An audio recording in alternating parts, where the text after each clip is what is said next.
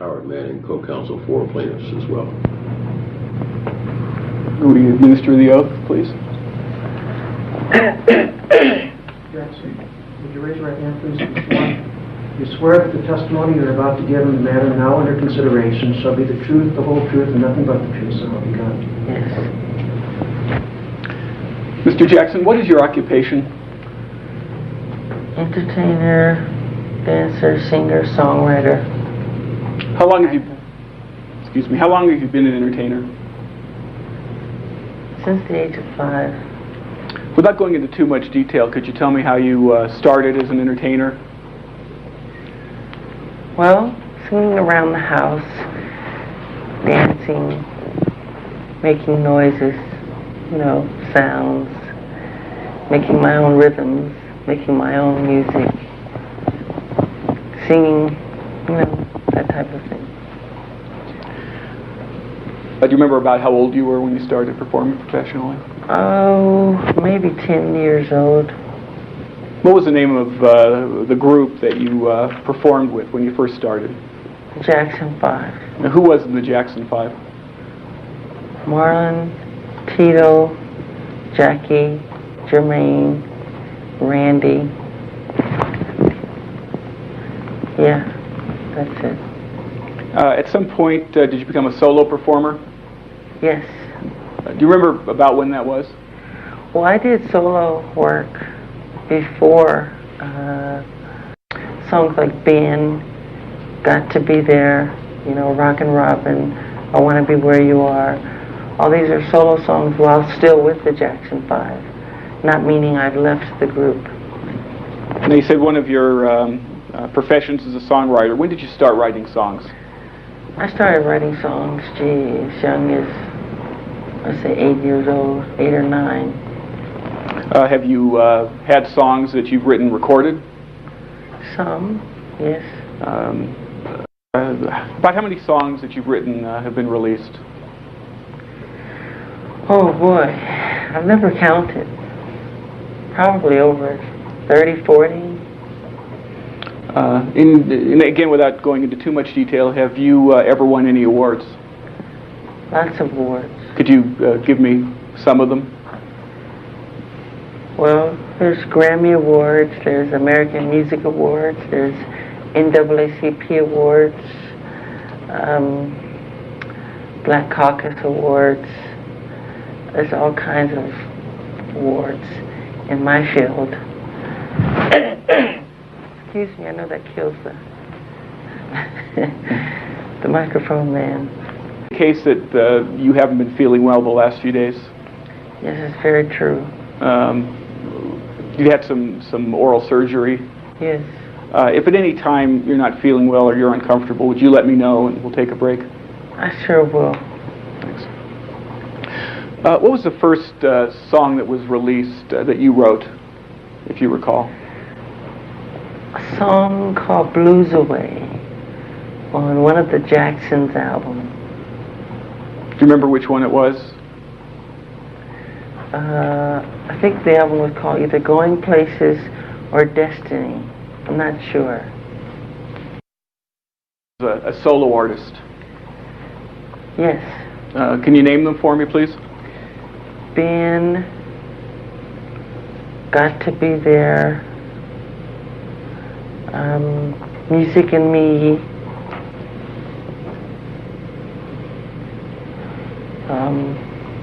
there are a couple of others on Motown. I can't think of them right now. Then there's Off the Wall, Thriller, Bad, Dangerous.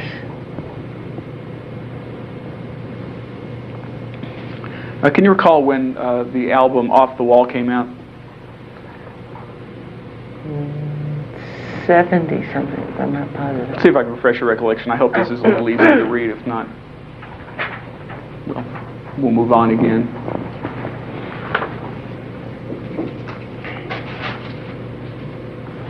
'79. Do you recognize the document that I'm showing you? Yes. What is that? The cover of Off the Wall. Did you write any of the songs that were included on the album Off the Wall? Yes. Which ones? Don't Stop Till You Get Enough. And Working Day and Night. And I co-wrote one with another musician called Get on the Floor. Who is that other musician? Whose name is, oh boy, I can't think of his name right now. Well, that's okay. Did the group The Jacksons also do an album called Triumph? Triumph, yes. Do you recall when that was? No. Let me take a look at this document and see if it... It's okay. See if the document that I'm showing you refreshes your recollection. What is the document that I'm showing you? The Jacksons, it says Triumph, 1980. Is that, what is it? Is that the cassette cover? It's a cassette cover. Mr. Jackson, did you write any of the songs that appeared on the Triumph album? Yes. Which ones? I co-wrote Can You Feel It with my brothers. That's What You Get for Being Polite with my brother. All Night with my brother. Jack Steele, I think it's called, my brother. I think there are a couple of others. I just can't think of the names right now. I'd like to turn, Mr. Jackson, to generally how you write songs. Can you tell me what process you go through when you're writing a song, if there is a general process? Well, the process I go through is songs kind of just come. They create themselves. Like I said before, I'm just the source through which they come. And it's a beautiful thing. It's very spiritual. It's like standing under a tree and letting a leaf fall and trying to catch it. It's that beautiful. And what I do is it comes into my head. I could be walking along, you know, on a road, or I could be sitting on a bench at Disneyland or something, eating peanuts, and there it is, it's in my head. Or I could be in the shower, or I can wake up, like when I did when I wrote We Are the World, and there the song is. It's right in my head, the entire composition, you know. That's how it happens. Once you have the song in your head, what do you do next to get the song? I go to a tape recorder and I put the sounds down orally with my mouth, making sounds of how I want the bass or the strings or the drums or each part to go, the way I hear it. Because the key is to get exactly what you're hearing in your head on that tape. You realize that one of the songs at issue in this lawsuit is a song called The Girl Is Mine? You aware of that? Yes. Who wrote The Girl Is Mine? I wrote The Girl Is Mine. What album did The Girl Is Mine appear on? Sorry. That's the, sorry, the Thriller album. Was it also released as a single? Yes, the first single off of Thriller. The lyric, what's The Girl Is Mine about? It's very simple. It's two guys kind of quarreling over the same girl, which happens. And no, she's mine, no, she's mine. She loves me, okay? You know, that type of thing. She always looks at me, that type of thing. And they're just quarreling over the same girl. So that's what it's about. How'd you get the idea for that, what you've just described? It just came. It just came. Quincy said to me, you know, write a song that you and Paul McCartney can sing together. So, I guess I went to sleep, and when I woke up the next day, there it was, and I ran to the tape recorder, and I started to put down what I heard in my head. You mentioned Quincy. Who's Quincy? Quincy Jones is a producer, songwriter. He's a really great guy. He's wonderful. I love him. Have you worked with him before? When did you first work with Quincy Jones? I first, I'm not positive. I think I was 9 years old. Yeah, I was 9 years old. I met him with Sammy Davis Jr. I think it was at Sammy's house. And that's when I first set eyes on him. And I never knew that we would end up working together professionally. And then we did The Wiz, which was in New York City. And then after The Wiz, we did an album called Off the Wall. The Wiz was a motion picture? Yes, Universal. Now, at some point, you made a tape recording of The Girl Is Mine, a work tape? Yes. I'd like to play for you a document that's previously been marked as Exhibit 489, and what I'll do is give this to the reporter after we're done so that he can hold in his custody. And I'll just play a little bit of it at first, Mr. Jackson, and ask you to tell me whether you recognize Exhibit 489. My question is, I'm going to play Exhibit 489, and again, Mr. Jackson, ask you whether you recognize it. I'll just play a portion of it.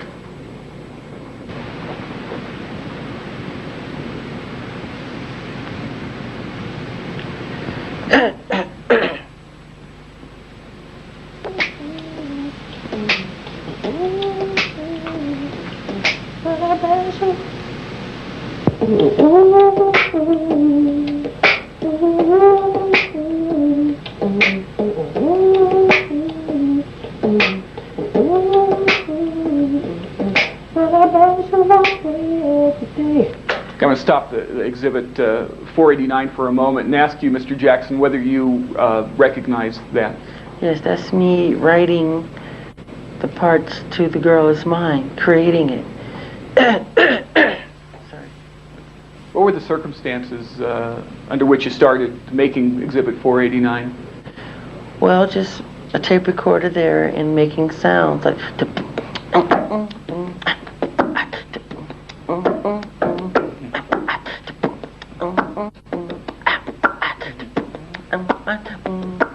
Objection. Are we going to have right in my dreams since I met her from the I have an objection. I have an objection. Well, that's how I did it. How did you how did you come to you may have told me already, but I don't think you did. How did you come to get the song, the music on Exhibit 489 in mind? Like I've said before, songs create themselves. It just come out of me. You know, it just come from inside out. And I think I'm just the source through which it comes. And you asked me how I created, and I started to perform to give you an example of how it's done, of how I create songs. And when I create my music, I make these sounds. I wrote a song called Who Is Objection. It? Do you recall where you were when The Girl Is Mine, the song The Girl Is Mine came to you, Mr. Jackson? I think I was at the Encino house or a condominium, because we were rebuilding the Encino house and staying in a smaller place. Let me play for you some more of Exhibit 489. I'm going to stop it at some point and ask some more questions.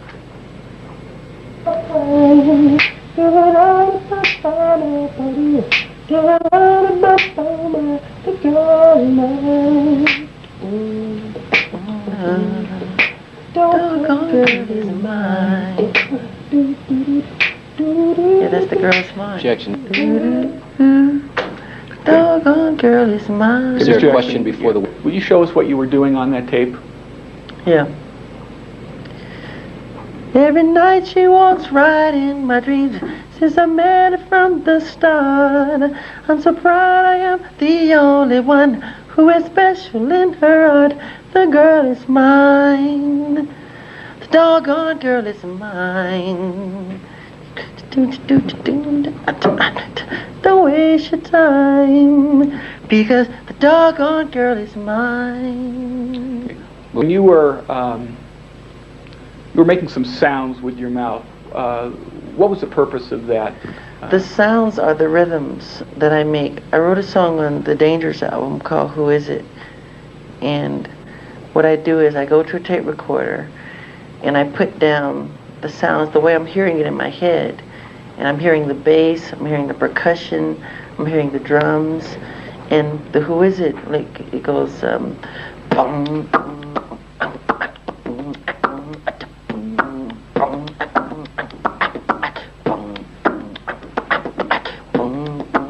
That's how Motion it's to done. strike, So what I move to do is strike.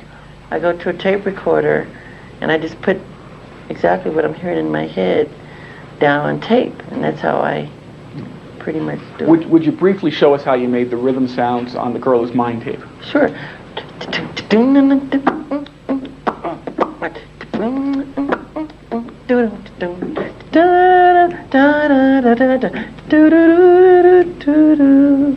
that. I'd like to play.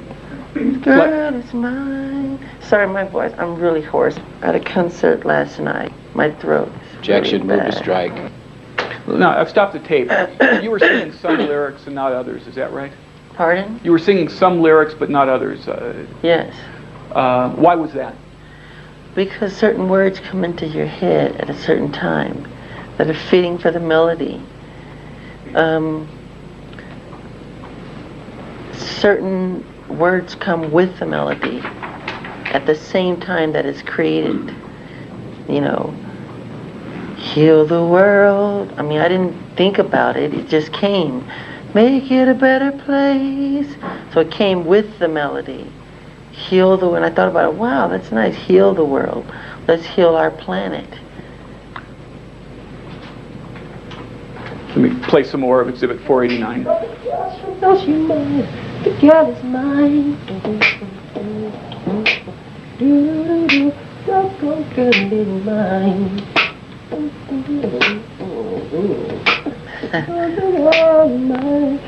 I'll stop there. You were making some noise where you just laughed. What were you doing there on The Girl Is Mine? I was imitating a Moog bass where you play the bass on a keyboard, but you have this little, it's like a stick where you can go like noises like that.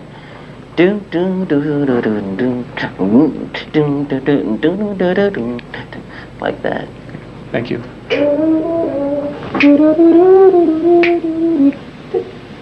You're singing some high notes there. Yeah. Jack. What were you singing at that point, just before I stopped the tape?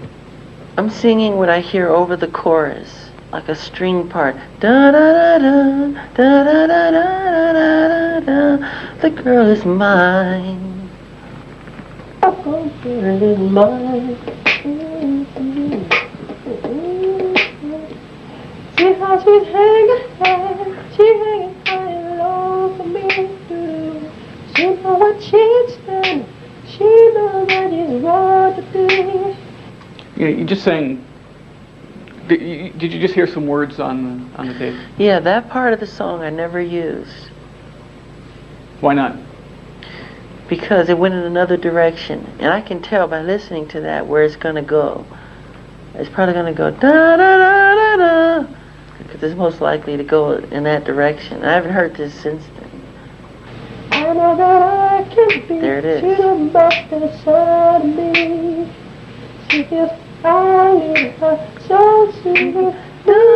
Objection, there's no question before the witness. I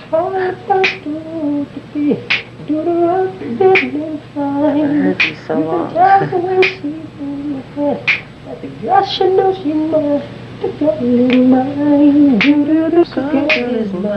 Okay.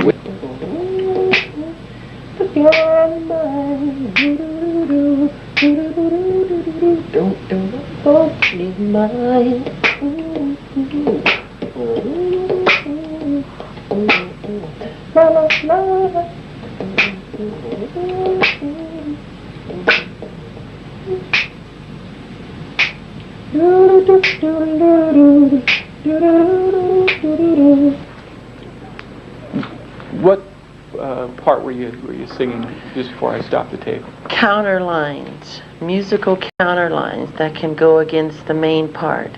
It could be a keyboard, it could be a flute, it could be a string part. It's like a tapestry of sound, which is what the law of music is. Continue playing exhibit 489. On the piano, it's like this. It starts off.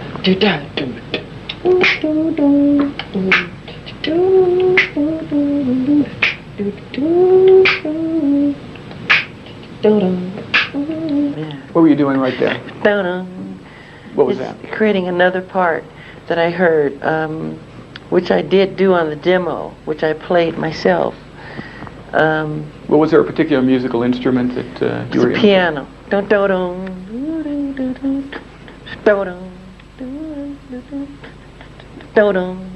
It's accenting. Like that.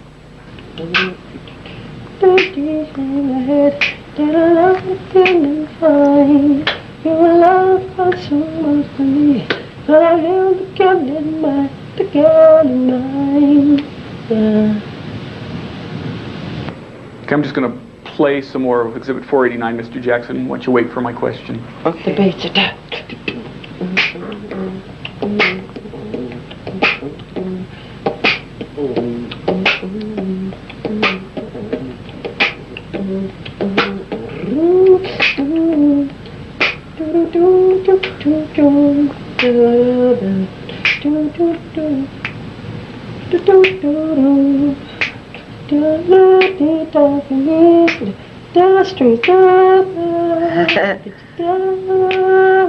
What'd you say right there? Strings. And what did that mean? It's the part that would go over a verse, like a second verse, which would climax the song, which would build it. Were you imitating a particular instrument when you made that sound? Yes. What? Strings. I haven't said, I go strings. Those are strings. So I'm going to play more of exhibit 489.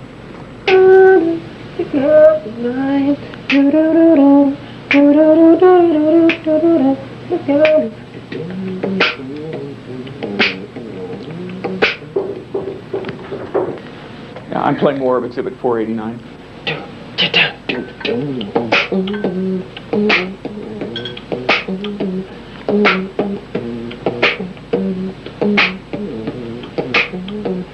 Piano.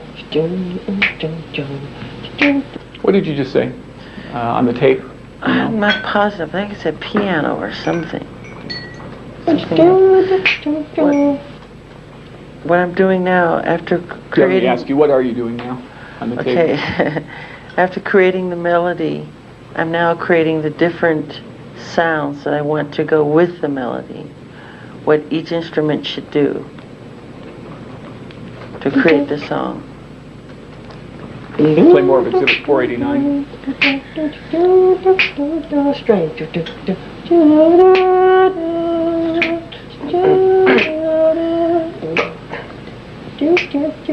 Guitar.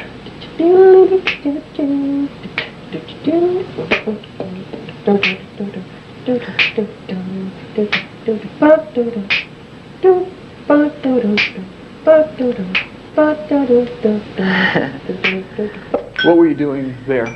Creating a French horn part, which I never used. Da da da da da da da da da da da da.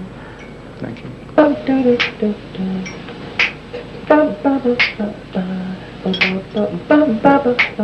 That could be soft horns. What did you just say I there? just said that could be soft horns. Continue with exhibit 489.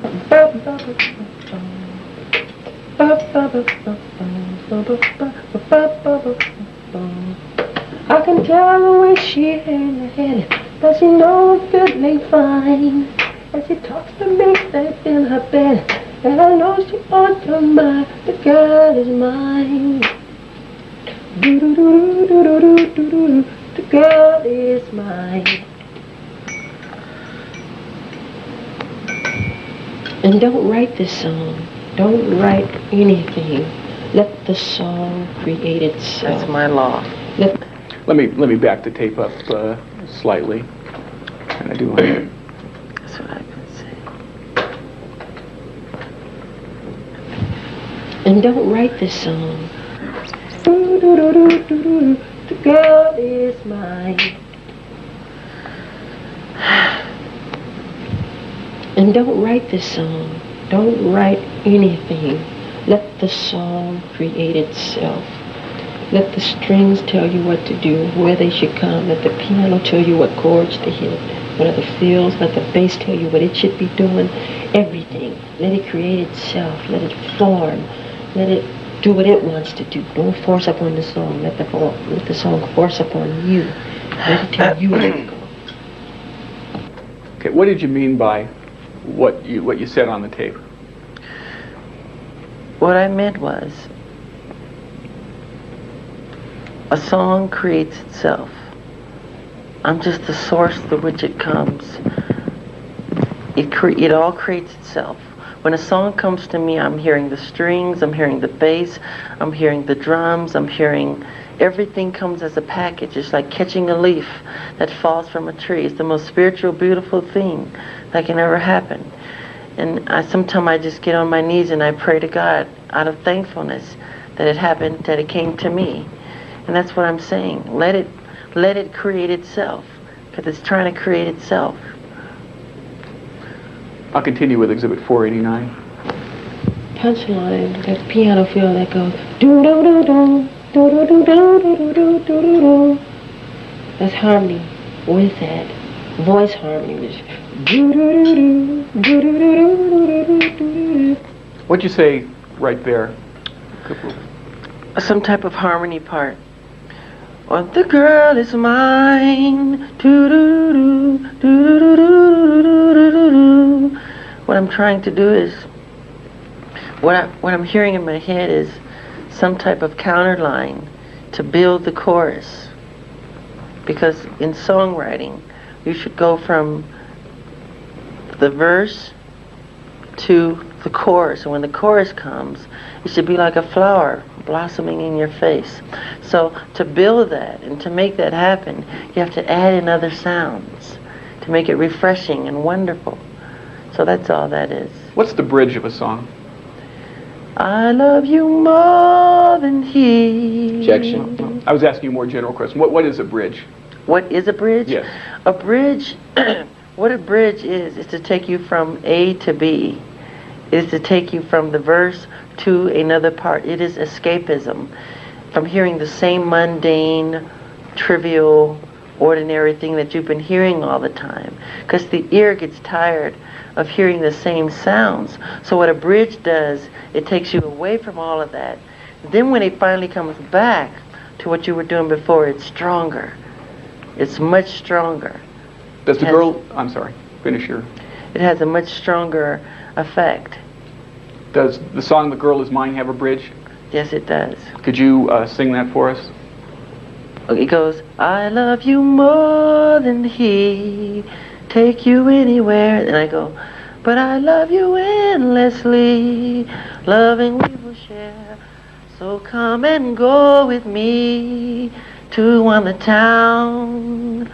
But we both cannot have her, so it's one or the other.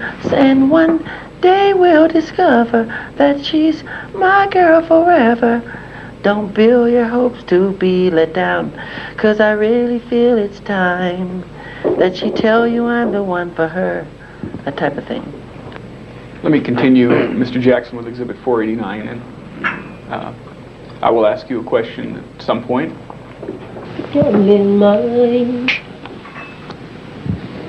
Here's another bridge part. For instance.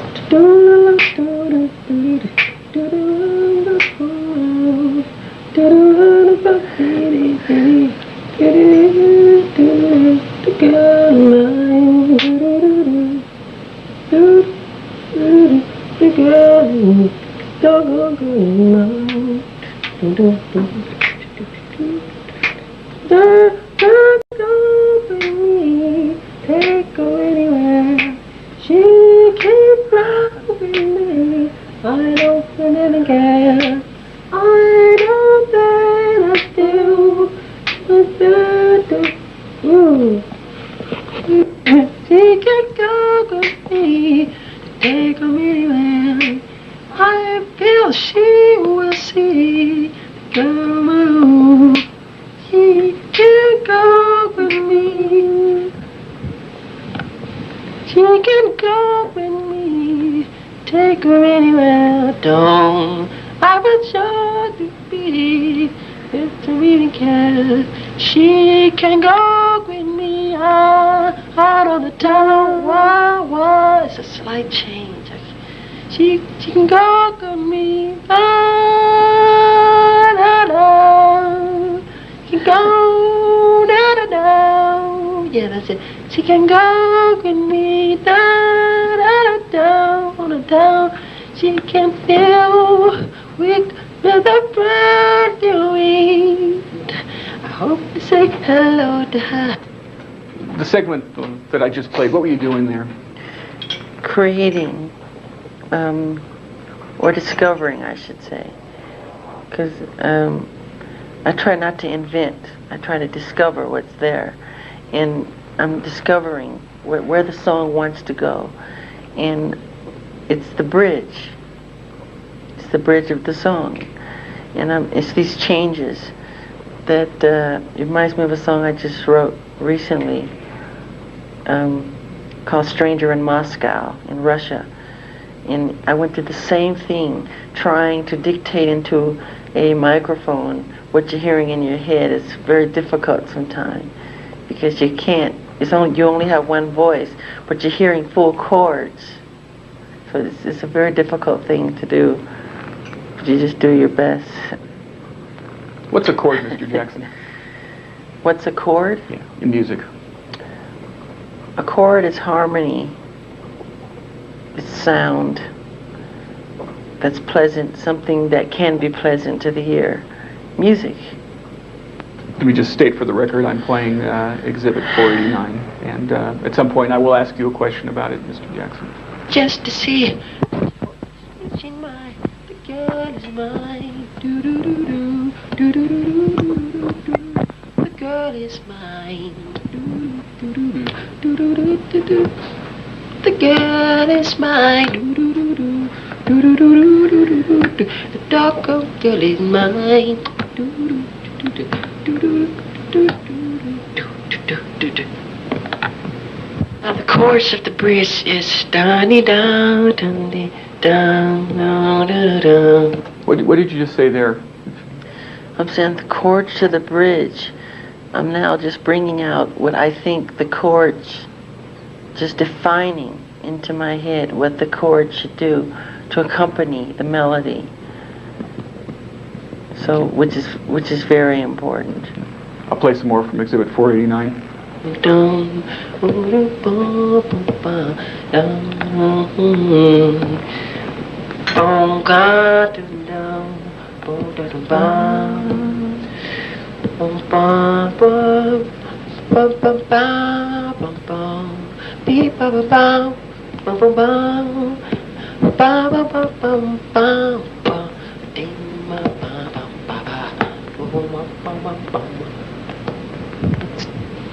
And on this part, is wow,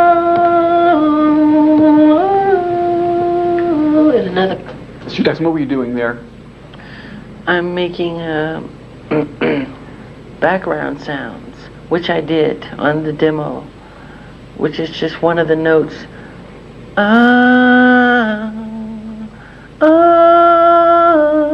Just a harmony part. I think there's like 6 different harmony notes. That's just one of 6. I'll play further from Exhibit 489. What is?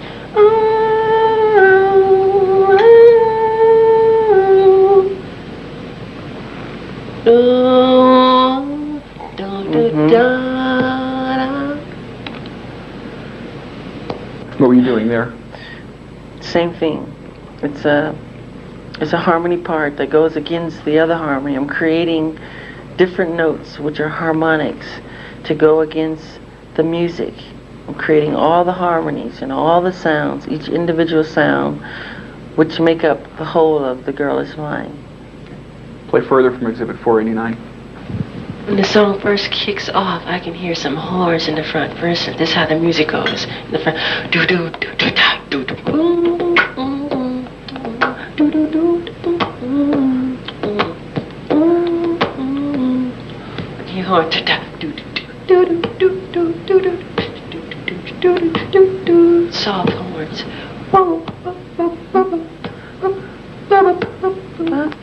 What were you doing there? Creating what I heard at the time, French horns, which are soft horns, which I felt should have gone at the time in the beginning of the song.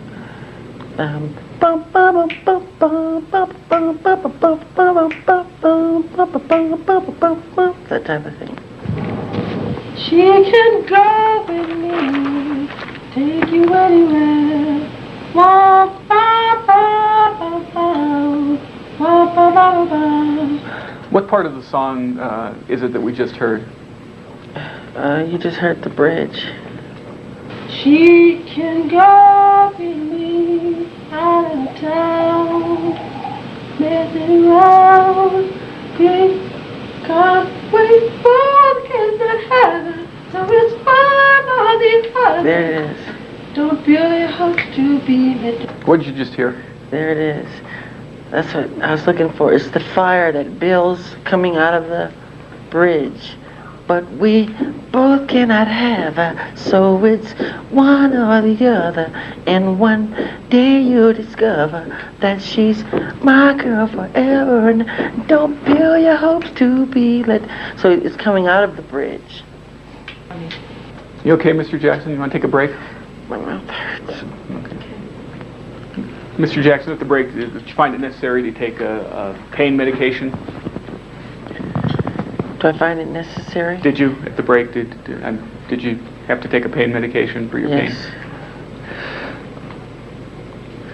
I real quickly want to ask you about a cassette tape that's been previously marked as Exhibit 492, an exhibit that I'll give to the court reporter on completion of the deposition or a break. I just want to play a portion of it for you and ask you whether you recognize Exhibit 492. I'll stop it there. Mr. Jackson, do you recognize Exhibit 492? Yes. What is it? That's my original demo of The Girl Is Mine. Does that demo use any of the material that you sung when you created the work tape? Yes. After you did the demo for The Girl Is Mine, what happened next in connection with the song? After that, I played it for Quincy, and he loved it. He thought it was perfect for Paul and I. And we played it for Paul in Arizona, and Paul loved it. We recorded it. Was it commercially released? Yes. Did anyone make any changes in the studio? Were there any changes from that? Yeah. Other than that? Yes. What? There was a guitar lick that's different that was added. Any changes to the bridge? Yes, the bridge was extended a little. Who suggested that? I think it was Quincy, I think. Mr. Jackson, before this lawsuit was filed, did you ever hear a song called Happy Go Lucky Girl? No. When you wrote The Girl Is Mine, did you copy from anyone else's song? No. Was The Girl Is Mine written by you and you alone? Written by me and me alone. Before we go on to the next song that we're going to talk about, I'd like to ask you some questions. Do you know anybody named Robert Smith? I've heard of the name. Where'd you hear of the name? I don't know. Do you know anybody named Clifford Rubin? Doesn't ring any bells. Do you know Raynard Jones? Yes. How do you know Raynard Jones? A friend of my brother's, I think, over the years or something. Do you consider him a friend of yours? No. Why not? Well, a friend wouldn't do this, would he? How about in the earlier years? You ever think of him as a friend of yours? Not really. He's not my age. I mean, he hung out with my brothers. He's much older than I am. Over the years, did Raynard Jones ever visit your family? Yes. Under what circumstances? Hello, goodbye.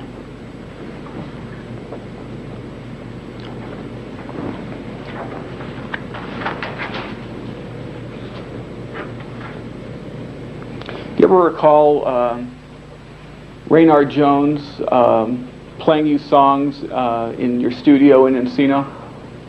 No.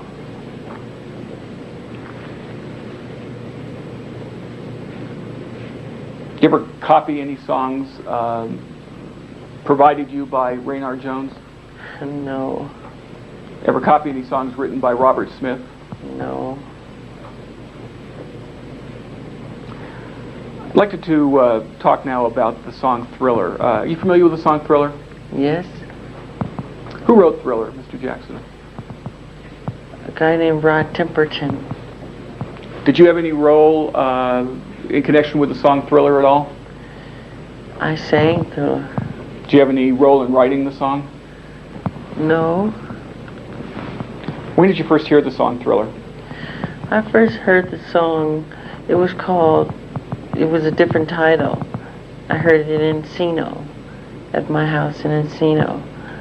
It was under a different title. What was that title? Starlight, Sun. And who brought you the song under that different title? Rod Temperton. Did he come to your studio? Did he come to your house alone? Or was he with someone? He came with Quincy. Before Rod Temperton brought you this demo of Starlight, did you have any contact with him in connection with the song Starlight? No.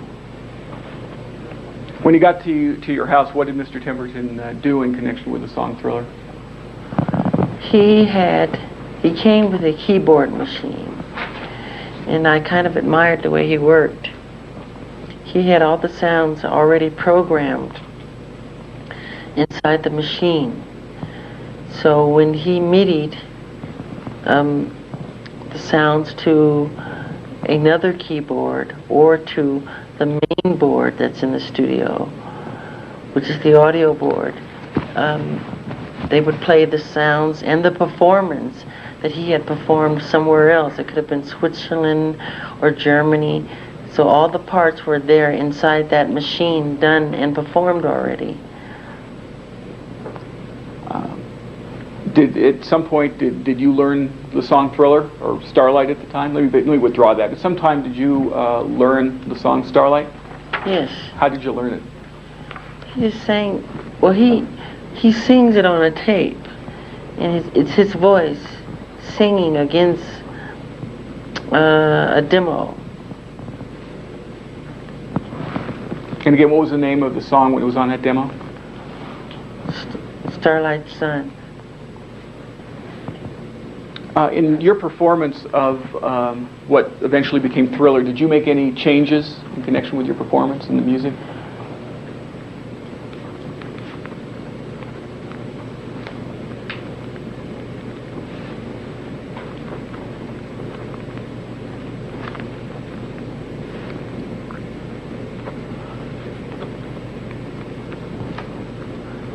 Not that I can think of.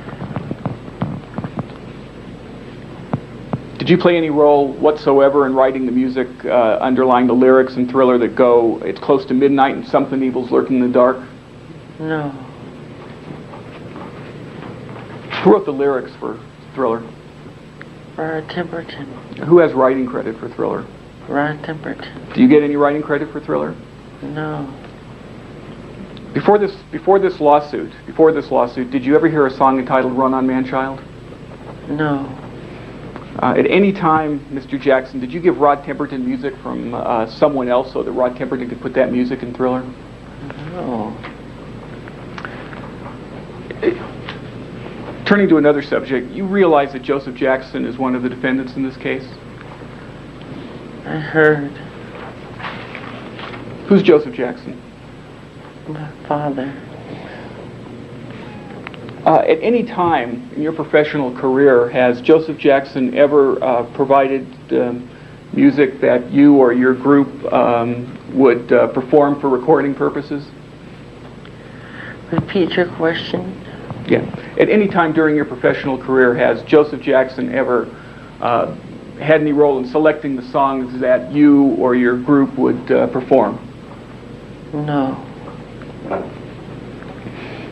Did Joseph Jackson ever give you any music written by Raynard Jones? No. Did he ever give you any music written by Robert Smith or Cliff Rubin? No.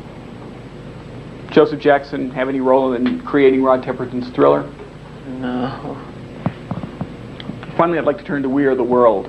Who wrote the song We Are the World, Mr. Jackson? I wrote We Are the World, and Lionel Richie also helped. How did you become involved with We Are the World? Quincy Jones called me on the phone. I was in my bedroom in Encino, and he said, Smelly, he calls me Smelly. He said, Smelly, we need a song for the children of the world. There are a lot of children dying, and I want you and Lionel Richie to go in and write a song. I asked Stevie Wonder to write a song, but it's taken him quite some time. You know how Stevie is, he said. He said he's brilliant, but it takes him quite a while to get going. I said, Quincy, I just finished Thriller. I just spent all that time in the studio. I don't feel like it. And he said, but it would be very important for the children. As soon as he said that, he knew how I feel about children and how important that is to me. So I said, I'll do it. And so I got together with Lionel, and we got together and goofed off for 2 days doing nothing, just making fun of each other and being silly, because we go way back since I was like 8 years old or something. How'd you meet Lionel Richie? He used to open up for my group, Jackson 5, on our early tours as the Commodores. And then after he would perform, he would go out front and hold the fans back. So he was like a bodyguard at the same time, in front of the stage, holding back all the kids. So we had a pretty good relationship, and we laughed about old times. So we had a lot of catching up to do. So we talked and laughed and threw things at each other and joked around and didn't get anything done. Then on the third day, I think it was the third day, I woke up with this melody in my head. Did Mr. Richie bring any melody to you at any time? Yes, Lionel brought something to me. He had something in his head that he had as well. What was that? Can you sing it? Yes, he had, I think he played it on tape, and he sang it to me. This is what he played. He said, this is all I have, and I hope you like it. It went, da-dee-da-da-dum, da-dee-da-da-dum, and that was it. Did you like it? Yeah, I said, that's nice. And then what happened? I said, well, listen to this. And I played him what I, no, that's not what happened. I said, I have something in my head that I have as well. I said, but I want to go in the studio and put it all together first, and then I'll let you hear it. So I went in the studio and put all the sounds down. There comes a time when we heed a certain call, da-da-da, the whole thing, the bridge. And Could you briefly demonstrate how you went through that creative process? Well, let me back up. Did you ever put what your ideas for We Are the World into a tape recorder? yes, I did. Do you know where that tape is? No. I never keep up with my tapes. I'm not organized in that way. Can you demonstrate for us just briefly how you created some of the music that you created for We Are the World? Okay. I strongly remember getting on my knees and praying to God, thanking Him for the melody that came into my head, because I was pleased with it when I woke up that morning. I said, this is so lovely. And I went to the tape recorder and I put it down, and it was da da da da da da da da da da da da da da da da da da da. Da da da da da da da da da da da da da da dee da da dee da da da da da da da. Then I put in that part. Da da da da da. When you say that part, the part that... Which is the part that Lionel brought. Da da da da dee da dee da da da da da da da da. Then I added again. Da da da da da. Da da dee da da da, which is the part I added on. Da da dee da dee da da da dee da da da. Did you also work on the harmony? The harmonies, I did just the way I did The Girl Is Mine, no different. I did the strings, and I did the bass, and I did the chords, and the bridge, the same way, the same law, and letting it create itself. Did you eventually make a demo of We're the World? Yes, I did. Do you remember where that was? I can't find that tape to this day. I wish I knew where it was. I'd like to hear it just to have some laughs. Did you go to a studio to make the demo? Yeah, it was a studio in the valley. Was there an engineer there at the studio? What was the name of? Let me back up. What was the name of the studio? Do you recall? It's for you, thanks. Red Wing. I think that was the name of it. And you recall what the engineer said? Let me back up. Was there an engineer? Yes. What happened next? Well, let me stop. Let me play you just a brief portion of tape marked Exhibit 486, previously identified. And there seems no hope at all. If you just believe, there's no way we can fall.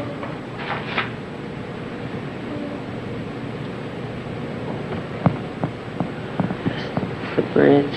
We didn't mention truth yet. No, we did. We haven't mentioned the love. I don't think they say. You recognize Exhibit 486, Mr. Jackson? Yes. What is it? That's the bridge to We Are the World. Do you hear anybody talking on the tape? Sounds like Lionel. Let me play you a little more, and just a little bit more. No, the truth we have mentioned. Love we have mentioned. Right? We hit truth in the last part, the last verse.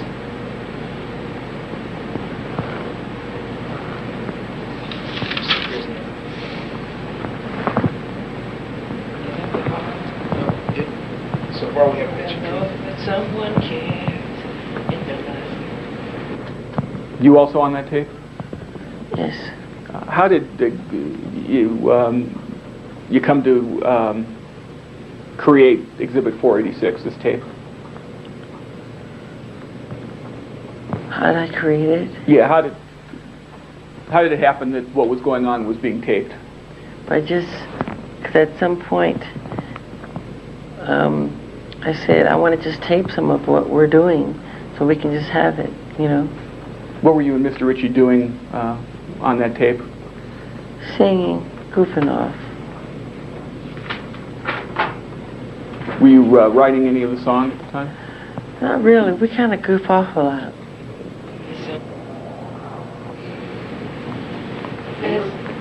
As God has shown us, Play a little more. by turning stones to bread, so we all must lend a helping hand. We are the world, of course. We are the children. We are the one. Yeah, we lead ourselves into it singing and may help us to give. So let's start giving. There's a chance we're taking. We're taking our lives. It's true, we'll make a brighter day, just you and me. When you're down and out, and there seems no hope at all. But if you just believe, There's no way we can fall. And the only way, and the only truth. We're playing a little more. Does that refresh your recollection as to whether or not you and Mr. Ritchie were working on any part of the song? Yes, I was reciting the bridge. We play just a little bit more.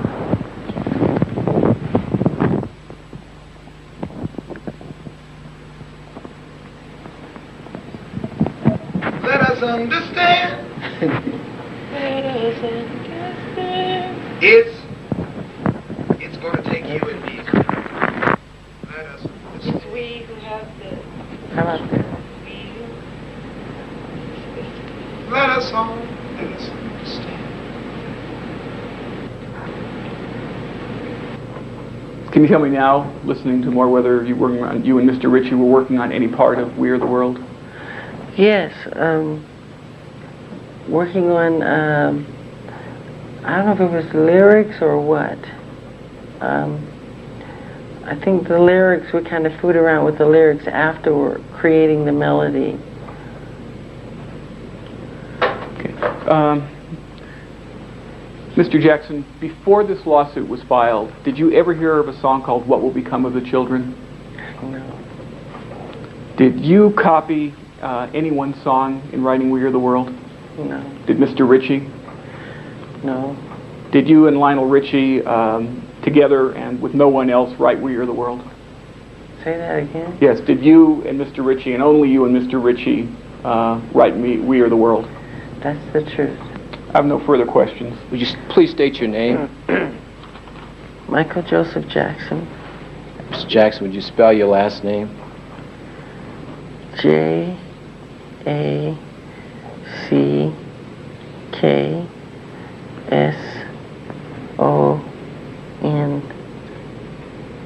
Mr. Jackson, do you know a person by the name of Raynard Jones? I've heard of the name Raynard Jones. Have you simply heard of it, or do you know the person? Do I know the person? I've met him. When did you first meet him? I don't remember. How long have you known him? I don't remember. Did you first meet him in Los Angeles? No. Did you first meet him in Detroit? No. Did you first meet him in New York? No. Where did you first meet him? I think Indiana. What part of Indiana? I think Gary, Indiana.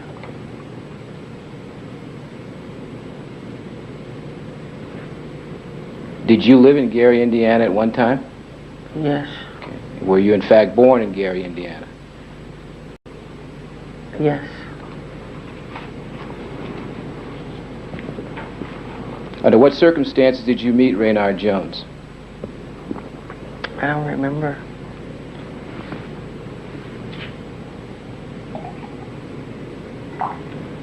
But you did meet him in Gary, Indiana. That's your recollection, is that correct? Yes. Okay. But you don't recall under what circumstances you met him. Is that correct? I don't know. You don't know what? You don't know what, Mr. Jackson? Under what circumstances? Okay. Have you ever discussed music and songs with Raynard Jones? Not that I remember. Is it that you have not discussed music or songs with Raynard Jones, or is it that you don't remember whether you've discussed songs and music with Raynard Jones? I don't remember. What? What is it that you don't remember? Discussing music or songs with Raynard Jones. Okay. Do you recall ever having any conversations with Raynard Jones? Yes. Okay. Approximately how many conversations do you recall that you've had with Raynard Jones? I don't know. Okay. Are they too numerous to recall? I don't know. So they may be too numerous for you to recall, is that right? No. You just don't recall. I don't recall. Would it have been more than 5?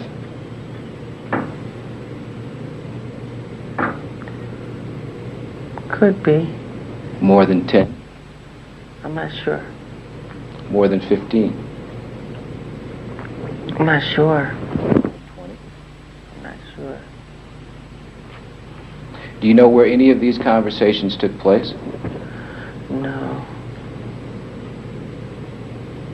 Do you know whether anyone else was present when these conversations took place? No. Have you ever rehearsed any songs with Raynard Jones in any location? Yes. Where?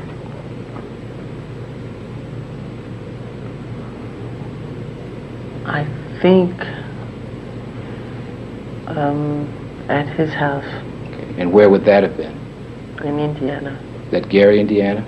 Yes. On how many occasions did you rehearse songs with Raynard Jones at his house in Gary, Indiana? I don't remember.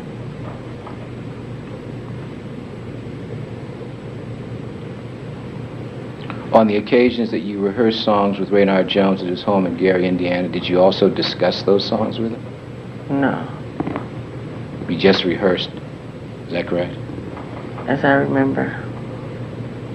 As you remember what? What you just said. As you remember, you just rehearsed and did not discuss songs with him? Yes. When you were growing up in Gary, Indiana, did you ever perform at Roosevelt High School? Yes. Did you ever perform with Raynard Jones at Roosevelt High School? Yes.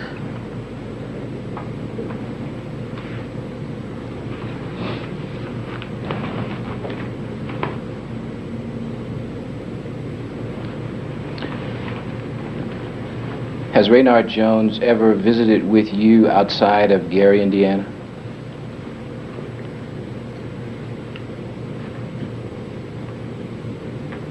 I think he came to California.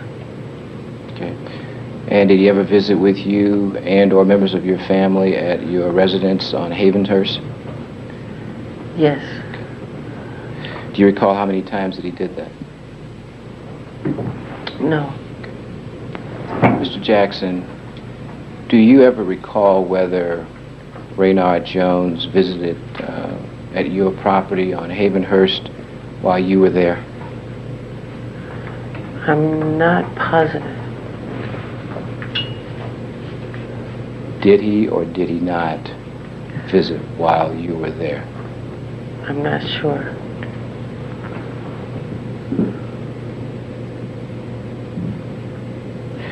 Do you recall Raynard Jones visiting the Havenhurst property accompanied by 2 other individuals?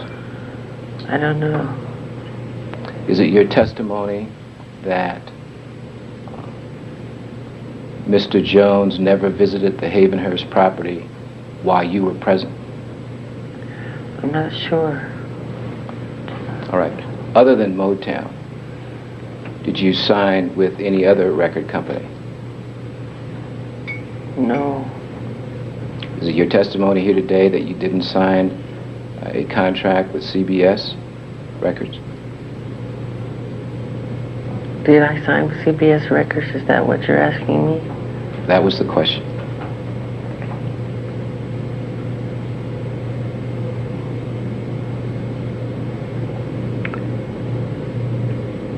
Yes. When was that? I'm not sure. Did your father have anything to do with the signing of the contract with CBS Records? I'm not sure. You're not sure whether he was involved in any manner? Yes. Okay. Let me ask the question. Was your father, to your knowledge, involved in any manner or form in the signing of the contract between you, your brothers, and CBS?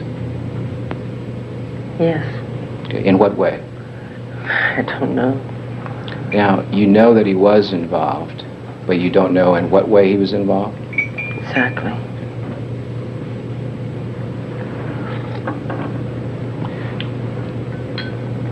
Mr. Jackson, do you have or have you ever had a collection of musical materials?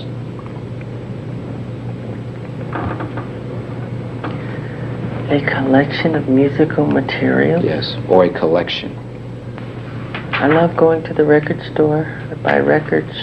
I'm sorry? I love going to the record store to buy records. The question to you is, did you at any time have a collection of musical materials? A collection that I buy from the music store. Okay. Did that collection include materials from any other source other than the material that you purchased from a music store? No.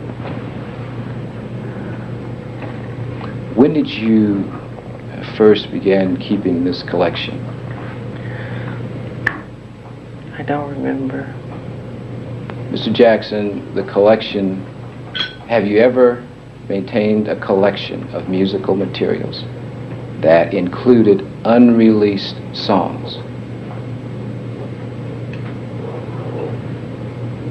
That I've written. Have you ever maintained a musical collection that contained unreleased songs written by anyone else? No.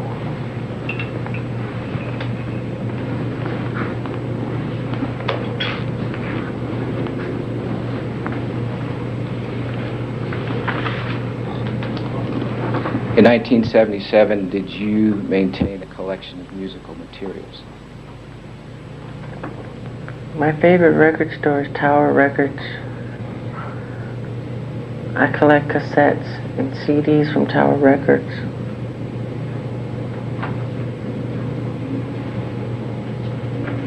Would you read back my last question, please? Question: in 1977, did you maintain a collection of musical materials? Same answer. Yes or no? Did you or didn't you? Did you? No. You didn't maintain a collection in 1977. Is that right? Music that I buy from the record store. So you can, in 1977, you maintain a collection of music which you purchased from a record store. Is that right?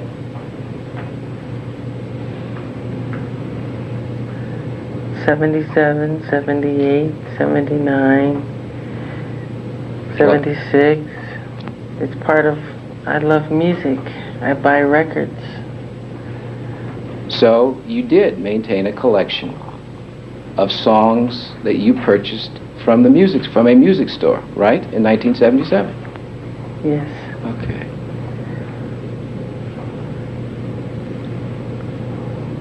Where did you keep your musical materials that you purchased from the music store? Everywhere. There was no particular location? No. Okay. They were strewn everywhere. Is that it?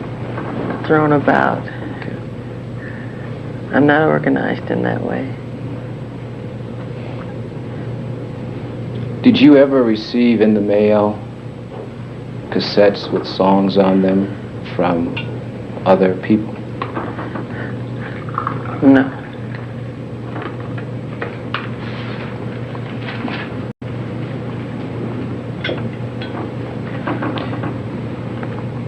Is there anything in your musical collection which you did not create?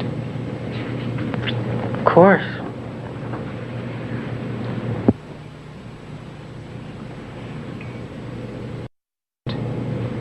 Cassettes with songs on them through the mail from other people? Not that I remember.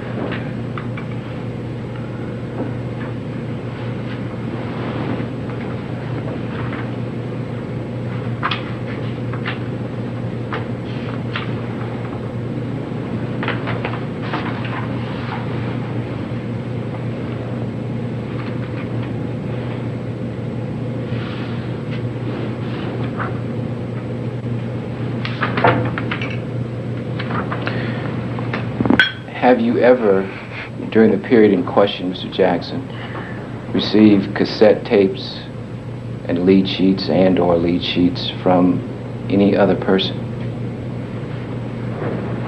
Repeat that question. Question, have you ever, during the period in question, Mr. Jackson, received cassette tapes and lead sheets and/or lead sheets from any other person?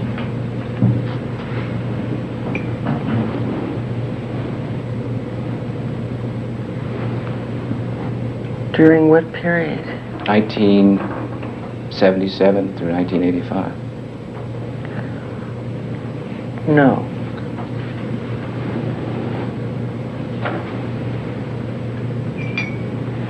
Prior to 1977, did you receive cassettes or lead sheets in the mail from other persons?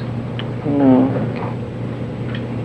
Subsequent to 1985, have you received cassettes and lead sheets from individuals through the mail? I don't remember. Is it your testimony, Mr. Jackson, that you have never received cassettes and lead sheets through the mail from other individuals? No. Is that your testimony? Testimony. Your testimony that you have not? I have not. Okay. Mr. Jackson, I'll refer you once again to your deposition dated October the 19th, 1989. Refer you to page 138, question at line 23. Do you receive material from other songwriters? Answer at line 25, do I? Continuing on 139, line 1, question, yes. Line 2, answer, I used to. Songs that I've recorded. The material that you received in the mail, cassettes or lead sheets, what did you do with them? I just don't remember getting things in the mail.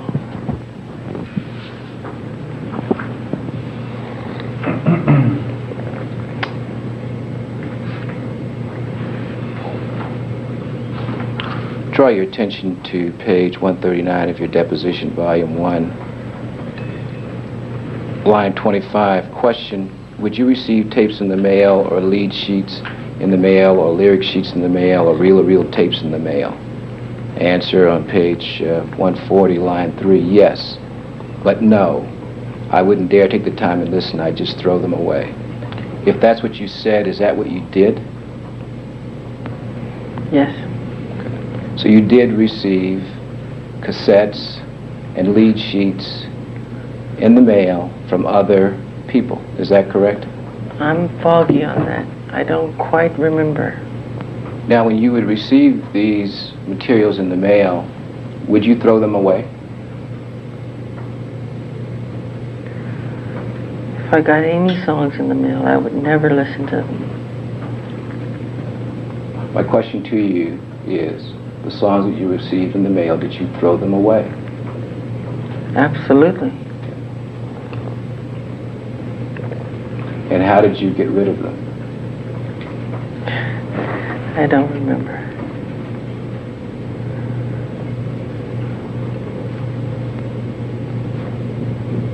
Is it your testimony that while you received cassettes of songs in the mail that you never listened to those cassettes?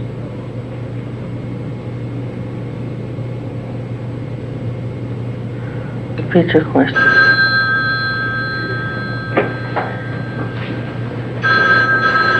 Question, is it your testimony that while you received cassettes of songs in the mail, that you never listened to those cassettes? I believe I had a question before the witness.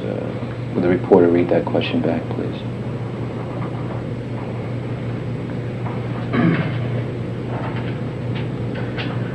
The question, is it your testimony that while you received cassettes of songs in the mail, that you never listened to those cassettes?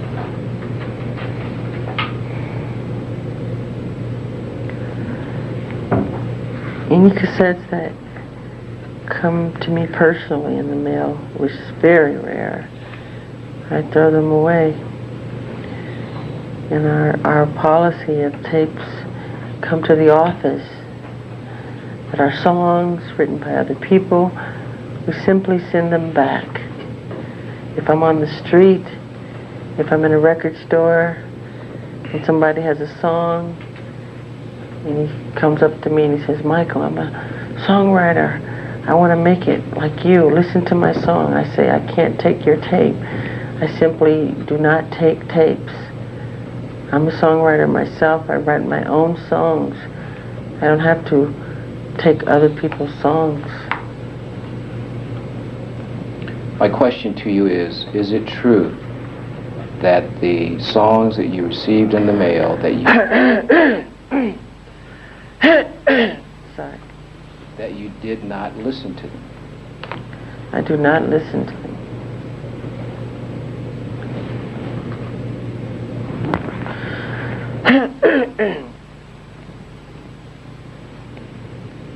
Mr. Jackson, does the collection that you have consist of songs that you have started but you didn't like, and you let them go or you dropped them?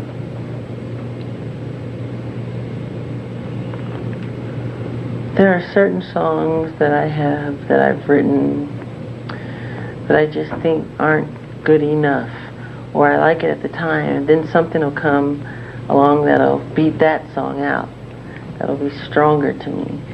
So it'll just leave that song there. It's just there. So your answer is yes? Yes to what? To the question. What's the question? Please read it back.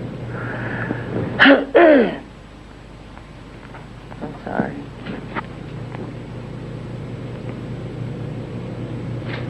Question, Mr. Jackson. Does the collection that you have consist of songs that you have started but you didn't like, and you let them go or you dropped them? Let them go. I don't understand the terminology you're using. Can you rephrase it? What does your collection consist of? Songs that I've written? My question is, what does your collection consist of? I'm trying so hard to answer it. You mean the songs that I've written? No. My question to you is, you have a collection. What does the collection consist of? Glenn Campbell, Johnny Mathis, the Carpenters, the Eagles. What else do I like? Stevie Wonder. I love the Bee Gees. I love James Brown, Aretha Franklin, all the old Motown stuff from the 60s. You want me to keep going? Well, if you choose to. Okay, what else?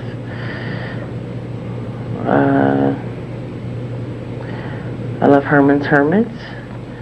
I love the Beatles. I love a lot. The Sherman Brothers, who I think are very good.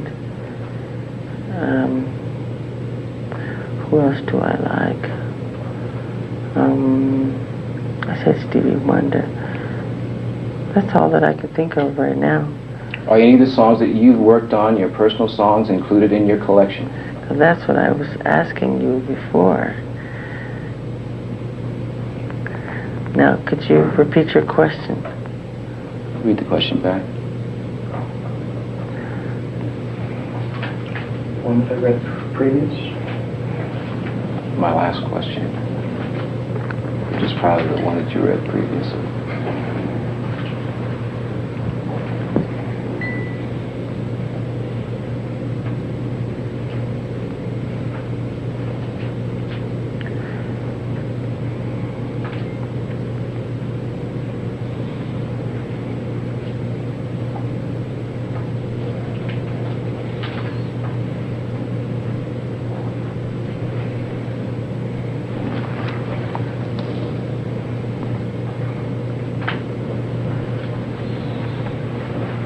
Question, Mr. Jackson. Does the collection that you have consist of songs that you have started but you didn't like, and you let them go or you dropped them?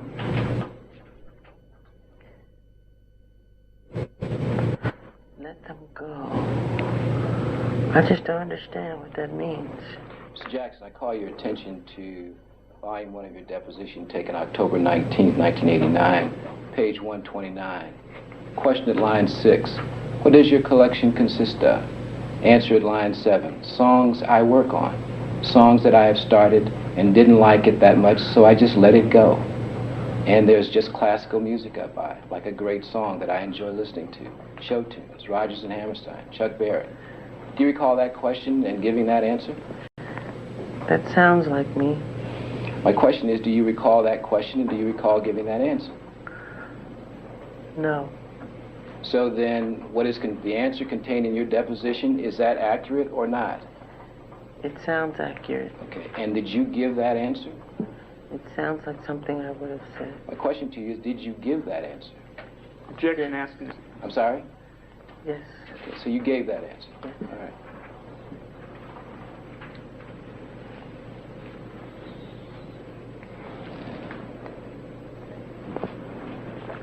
I forgot Rodgers and Hammerstein. I love them.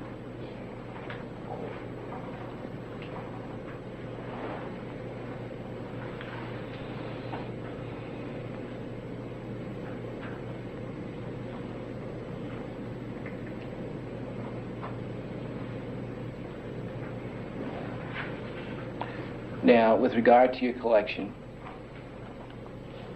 other than what you've already testified to, does that collection include the works of any other party or person?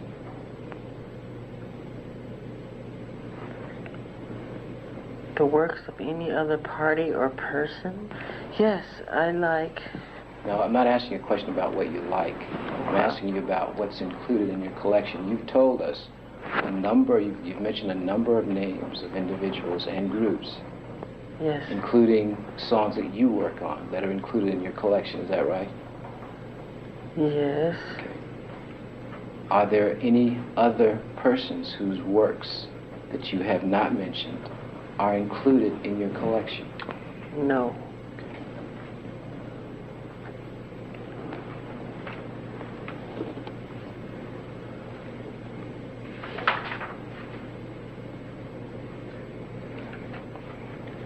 Is it true, Mr. Jackson, that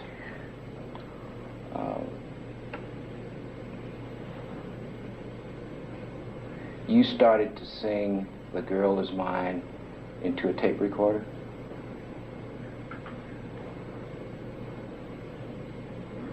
Yes. And have we heard that tape today? Yes. Mr. Jackson,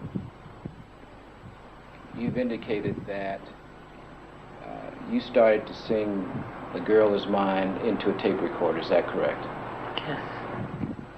And you've also testified that we have heard that tape today, is that correct?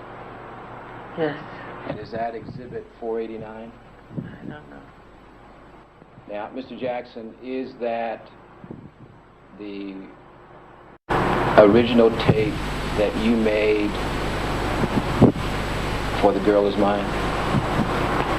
Exhibit 489, which you've heard, is that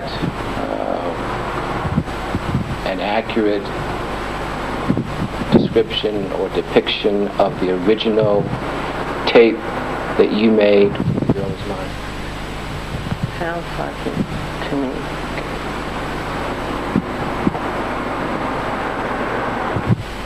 How long have you had that tape? I don't remember. I'm sorry, I couldn't hear you. I don't remember.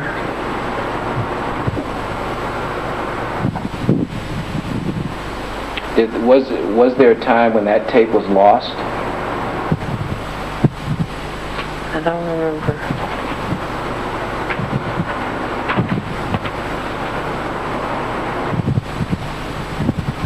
Was there a time when you didn't know where that tape was?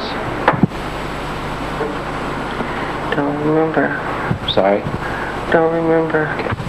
Mr. Jackson, I call your attention to your deposition taken October the 19th, 1989, page 128. Question, line 20. When you say "there it was," what do you mean by that? Answer at line 22, I started to sing in the tape recorder. Line 23, question, do you still have that tape? Line 24, answer, I don't have it personally, it's somewhere. To page 129, question, do you know where it is? Line 2, answer, no.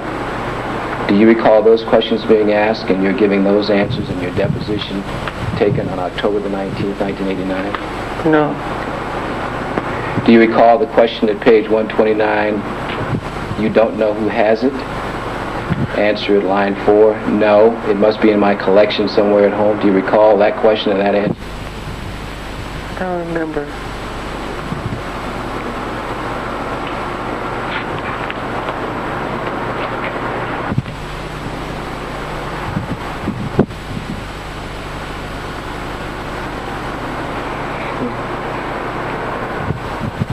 What is it that you don't remember? What you just asked. Okay. You don't remember saying that you don't know who has it?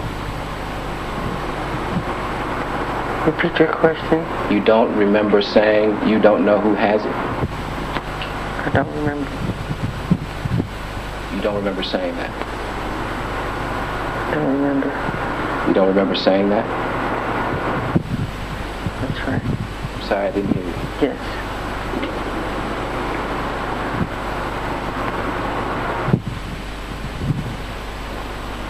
You remember saying in answer to the question, do you know where it is? No? Do you recall that answer? No. Mr. Jackson, with regard to the songs that you received in the mail from other people, did you return those songs? I answered that question. My question to you is, did you return any of the songs that you received in the mail? I threw them away.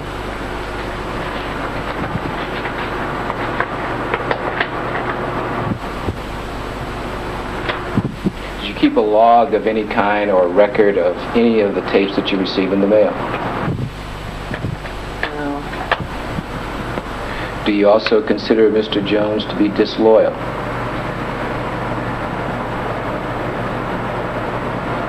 Yes. Do you feel that Mr. Jones owes you some loyalty?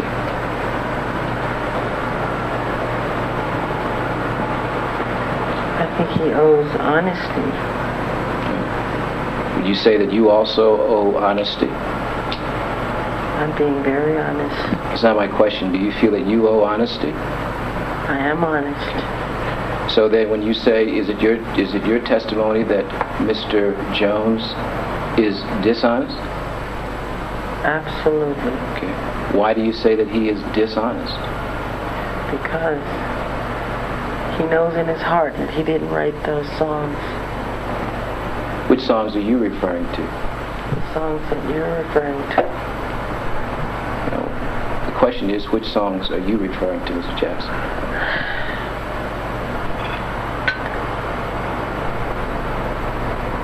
The Girl Is Mine.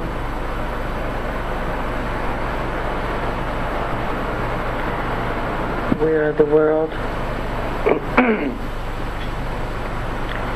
And Thriller. So is it your testimony that Mr. Jones is claiming that he wrote The Girl Is Mine?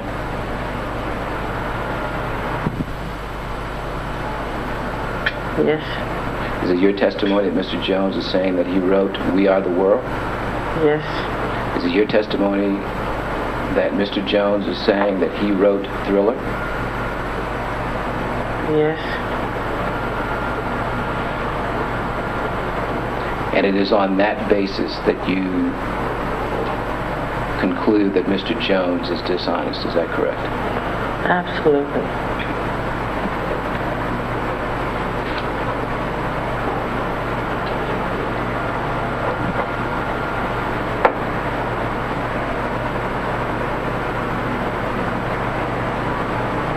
In October of 1989, did you discuss this lawsuit with Bill Gray?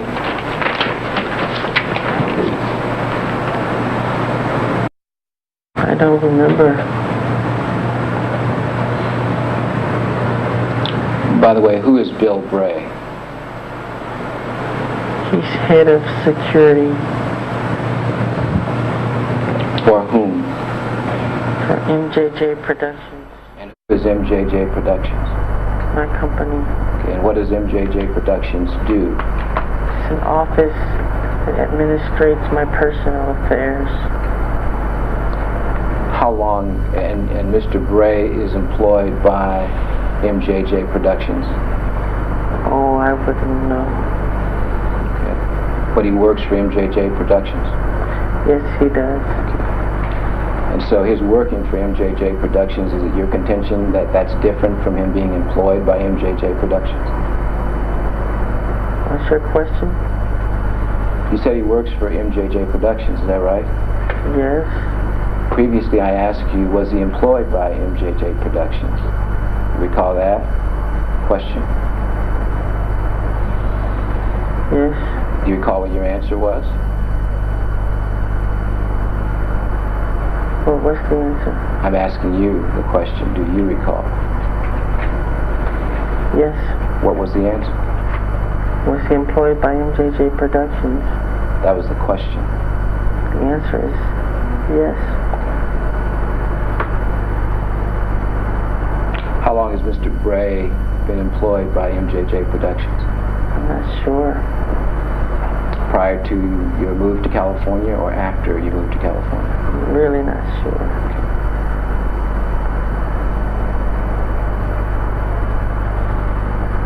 Is it your testimony that you don't recall a conversation with Bill Bray concerning Raynard Jones and this particular lawsuit in October of 1989? No.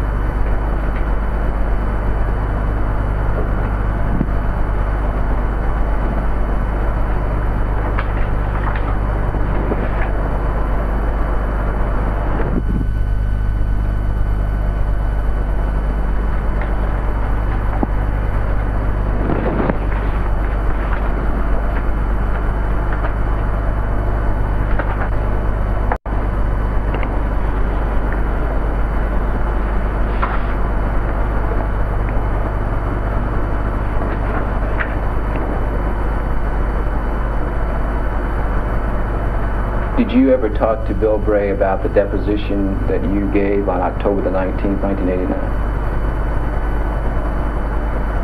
I don't remember.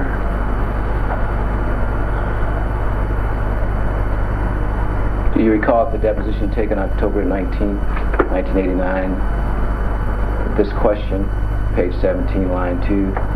Anybody else that you talked to other than your lawyers about this deposition today? Answer at line 4, security. Question at line 5, who is that? Answer at line 6, Bill Bray and some of the guys of studio. Question at line 7, what did you talk to Bill Bray about?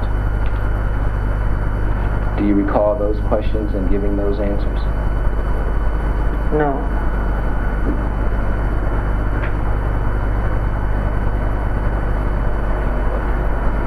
Did you answer the questions as I've read them to you on October the 19th, 1989? I must have.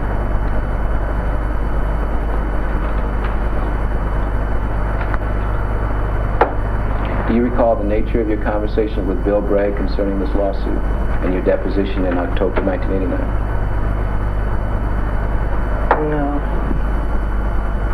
You recall this question at page 17 of your deposition taken on October the 19th, 1989, line 7.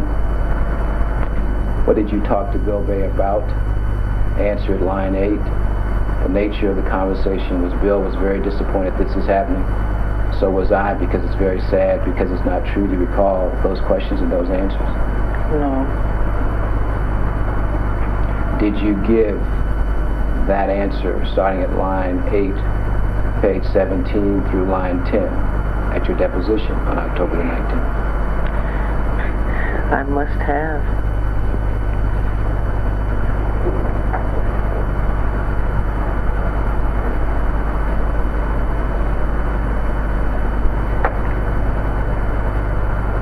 To your knowledge, does Bill Bray know Raynard Jones? Pardon? To your knowledge, does Bill Bray know Raynard Jones? Do I have knowledge that Bill knows Raynard Jones? My question was, to your knowledge, Oh, does Bill Bray know Raynard Jones? I'm not sure. Have you ever been in the presence of Bill Bray and Raynard Jones at the same time? Not that I can remember.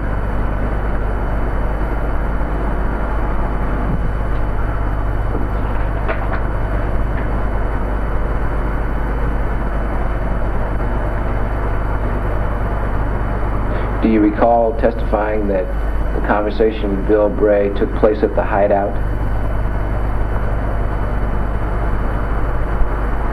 No.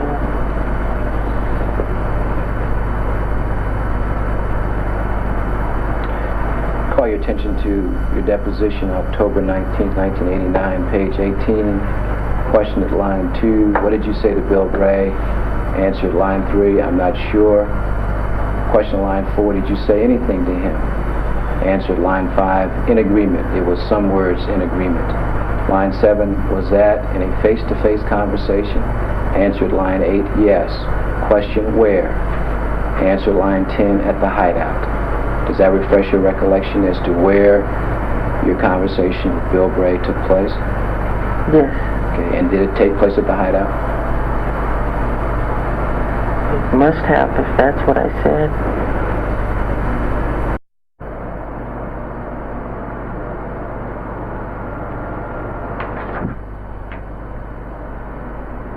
What did Bill Bray say to you about Raynard Jones in that conversation?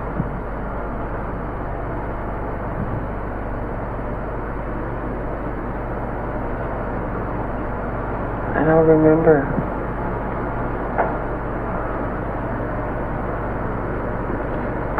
Same deposition, October 19th, 1989, line 17. Question, line 14. What did you say to Bill and what did he say to you? Answer, line 16. Well, Bill said, the nature of this, here's a guy who's never had a hit record, and he's trying to claim that he's written a great song, that type of thing. Do you recall that question and giving that answer? Kind of.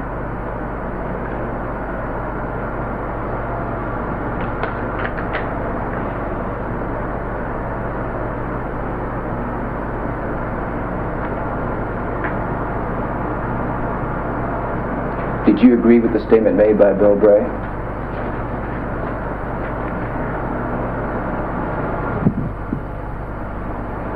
Absolutely.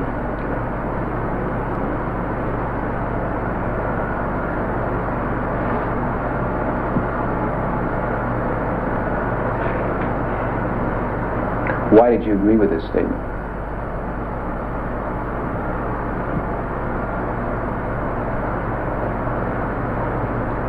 Why do I agree with the statement? Why did you agree with this statement? Because it's true. Okay. What part was true? He knows in his heart that he did not write those songs. He knows that. Mr. Jackson, you testified on direct examination that Lionel Richie stated to you that you write songs quickly. You could write an album in 1 week. Do you recall that? Yes. When did you first receive the call from Quincy Jones with regard to creating a song that ultimately became We Are the World? I don't remember.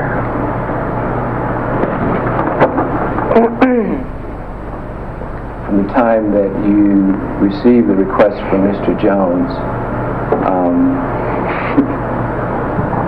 when did you begin work on your part of that composition?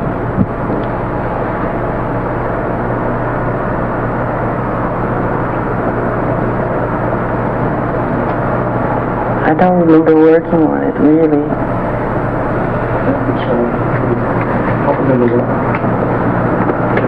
What was your response, Mr. Jackson? I don't remember working on it, really. Did you work on music that ultimately became known as We Are the World? Yes. So you, okay. How soon after you received the call from Mr. Quincy Jones was it that you began that work? I don't remember. How long after the call from Mr. Quincy Jones did you contact anyone else concerning that work, which would ultimately become known as We Are the World? I don't remember. How soon after you received the call from Quincy Jones was it before you contacted Lionel with regard to working a song that would ultimately become known as We Are the World? I'm sorry, could you read the question? Really? Question, how soon after you received the call from Quincy Jones was it before you contacted Lionel Richie with regard to working on a song that would ultimately become known as We Are the World? I don't think I called Lionel. Okay, so you didn't call him. Did he call you? No, I think Quincy did. Quincy called who? Lionel Richie. Did there come a time when you and Mr. Ritchie talked on the telephone about We Are the song that would ultimately become known as We Are the World? I don't remember. I'm sorry, I didn't hear you. I don't remember. Okay. Sorry. Okay.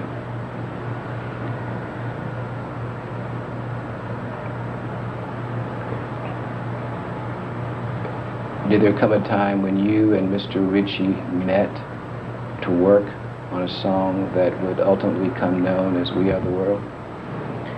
Yes. When was that? I don't remember.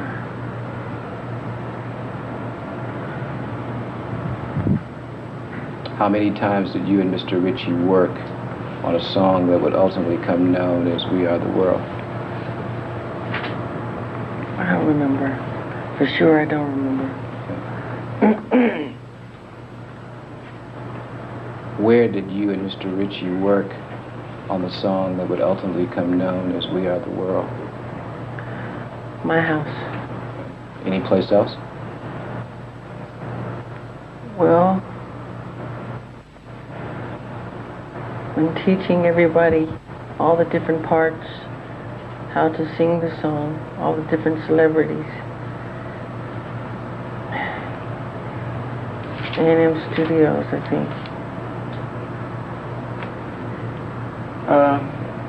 Mr. Jackson, just up there, how are you feeling? Not good. Can we take a break? Are you familiar with the residence in Encino, California on Havenhurst Avenue? Yes. Have you ever lived there?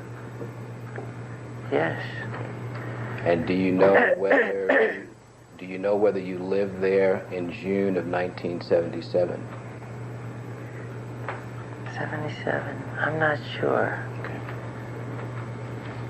But you do recall living at that address, at the Havenhurst address, is that right? Yes. When did you cease living at the Havenhurst address? I don't remember.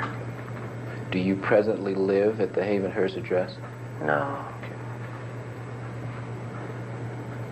Have you ever seen Raynard Jones at the house on Havenhurst Avenue? I saw him at the gate one time, as I remember trying to get in. My question to you, have you ever seen him in the house on Havenhurst Avenue? I think one time he was inside that I saw him. So your answer is yes? It's foggy, I'm sorry.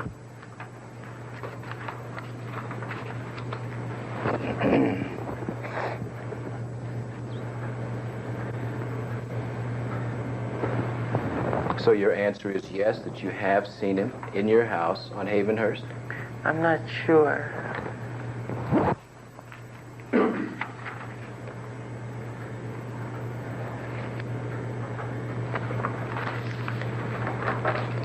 Mr. Jackson, do you recall your deposition being taken on October the 19th, 1989?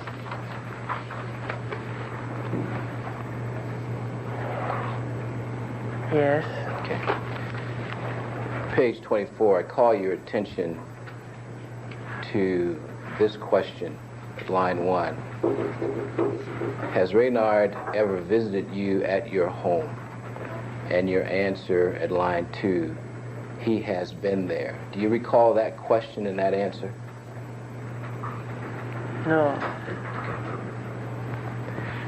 How many times have you seen Reynard Jones at your house on Havenhurst Avenue?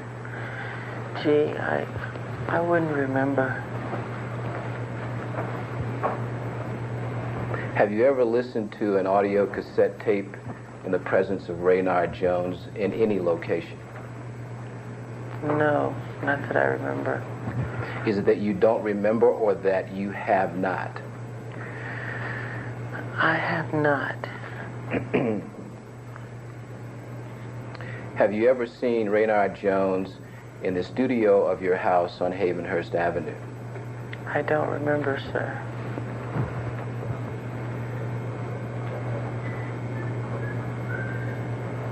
Is it that you don't remember or that you have not seen him in your studio of your house at Havenhurst Avenue? I don't remember. Have you ever seen Reynard Jones at your home at Havenhurst accompanied by other people? It's foggy, but I think he had a friend with him. And when would that have been? I don't remember. Do you know whether that would have been in June of 1977? I really don't remember. Have you and the Jacksons ever conducted a musical tour called the Victory Tour? Yes. In what year was that? 80-something. Did the Victory Tour take place at any time during 1984? It could have. But is it your testimony that you do not know when the Victory Tour began? I'm not positive. I'm bad with dates.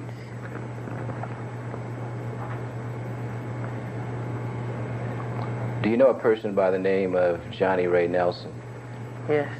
And how do you know him? I think Johnny Ray, was my next door neighbor in Indiana.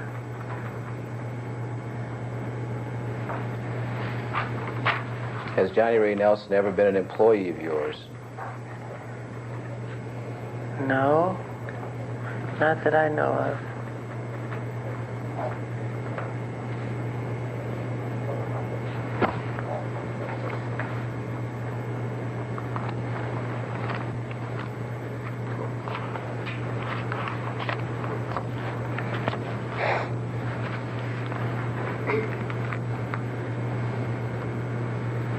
Is it your testimony that Johnny Ray Nelson has never been employed by you, or is it that you don't remember whether he was employed by you? I'm not sure, sir. Call your attention to page 83 of your deposition taken on October the 19th, 1989. At line 25, do you recall this question being asked relative to Johnny Ray Nelson? Has he ever worked for you? Line 25, page 83. Page 84, line 1, yes. Do you recall that question, and do you recall giving that answer? No. Okay. Is it your testimony here today that the answer that you gave in response to that question on October 1989 is not accurate? I can't remember what he did. That's not my question. My question to you is, are you contending that the answer that you gave to the question in your deposition in October 1989, is that inaccurate? I'm not sure.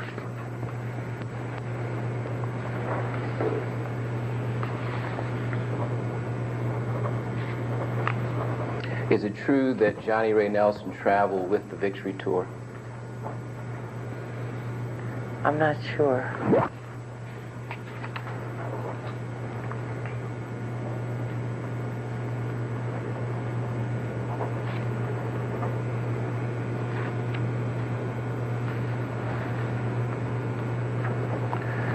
Is it true that during the period 1983 to 1986, you received information that Raynard Jones was complaining that you and the Jacksons were copying his music?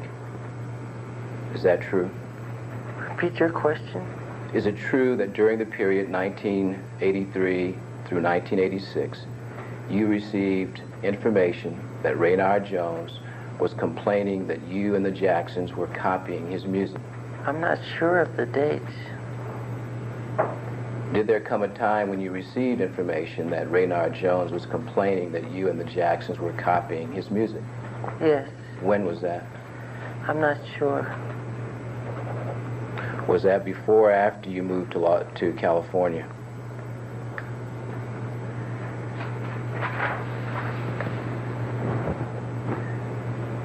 I think it was after we moved to California.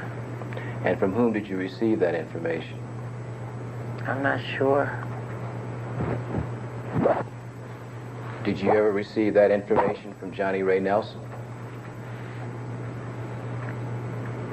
What information? That you and the Jacksons were copying Raynard Jones's music. Could you repeat your question, sir? Did you receive information from Johnny Ray Nelson at any time during the period 1983 to 1986 that Raynard Jones was complaining that you and the Jacksons were copying his music? I don't remember. Is it that you don't remember or that you did not receive such information from Johnny Ray Nelson? I don't remember. Okay. So you don't remember whether you received information from Johnny Ray Nelson during the period 1983 to 1986 that Raynard Jones was complaining that you and the Jacksons were copying his music? I don't remember. The dates, I don't remember. I'm not asking you, we'll strike the dates. You said yourself that you had received information that Raynard Jones was complaining that you and the Jacksons were copying his music. And I ask you, what year was that? Do you recall that? What's your question? My question to you is, you have testified here that you received information that Raynard Jones was complaining that you and the Jacksons were copying his music. Is that correct? Yes. My question to you is, when did you receive that information? I don't remember. My question to you is, from whom did you receive that information? I don't know. My question to you is, did Johnny Ray Nelson ever convey information to you that Raynard Jones was complaining that you and the Jacksons were copying his music? No. All right. Johnny Ray Nelson? Yes. No.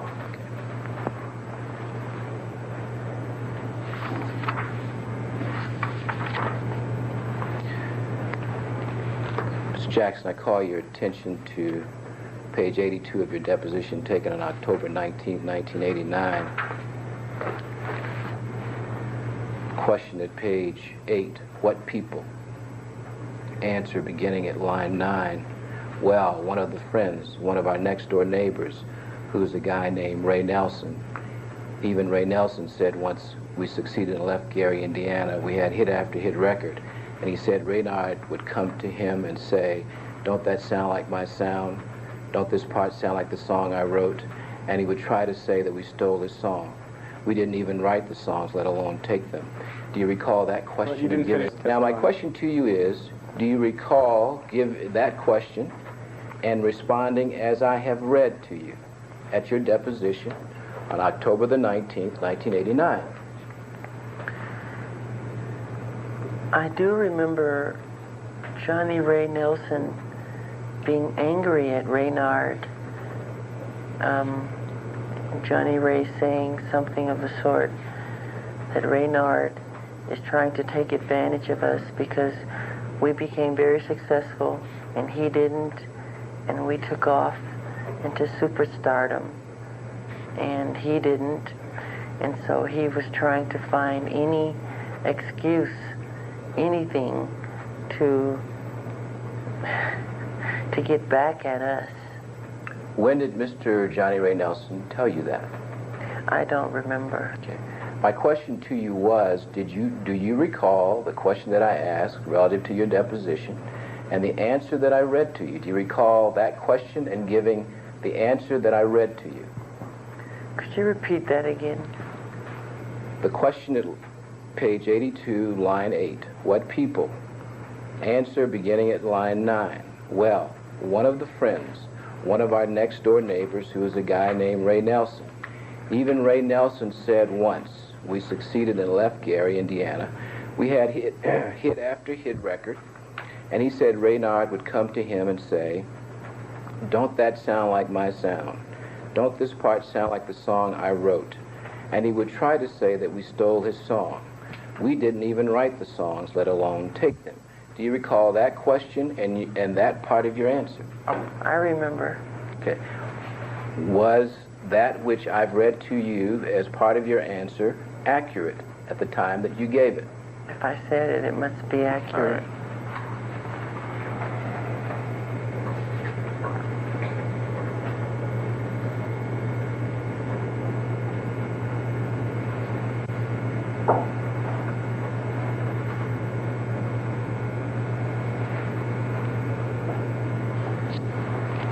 Now, during the victory tour, Mr. Jackson, did you and Johnny Ray Nelson discuss Raynard Jones?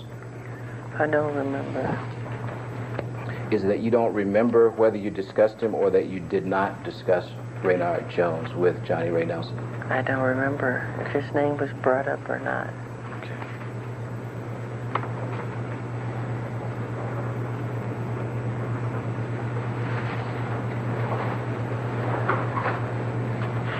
Did you ever talk with Johnny Ray Nelson about Raynard Jones at the property on Havenhurst? I don't remember. Do you recall in your deposition of October 19, 1989 at page 83, line 7, the question, have you ever talked with Ray Nelson about Raynard Jones? Your answer at line 9, answer, yeah. Question at page 10, but you don't know when? Answer, no. Question at page 12, do you know where? Answer, no. Could have been Havenhurst. Could you have talked with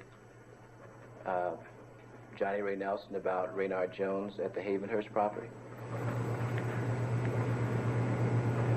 I don't remember. So then your answer that you gave in your deposition when you say could have been Havenhurst, was that accurate then when you gave that answer? It could have been.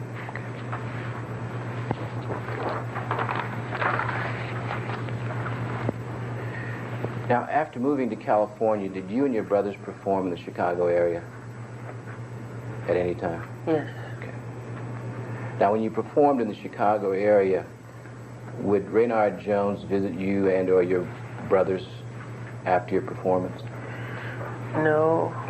I just remember my security saying he would always try to get backstage and hassle the security to try to get in.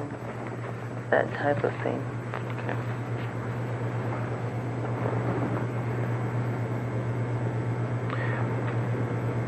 On the occasions that you and your brothers performed in the Chicago area, did you ever see Mr. Jones after any of your concert sessions? I don't remember.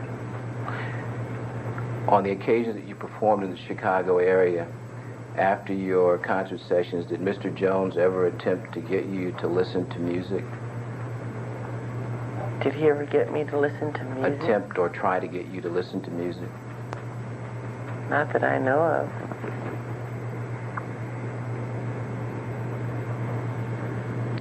When you would see Raynard Jones, strike that, you did see Raynard Jones in California after moving there, is that correct? Mr. Jackson, I'm going to show you what has been marked for purpose of identification as plaintiff's exhibit number 215 and ask if you can identify that. Answer, yes. Question at line 21. Can you identify the person in that photograph? Answer at line 23, it's me. Do you recall those questions and you're giving those answers at your deposition in October 1989? If I said it, then it must be accurate, but it had to be a better picture than that. Can't see that.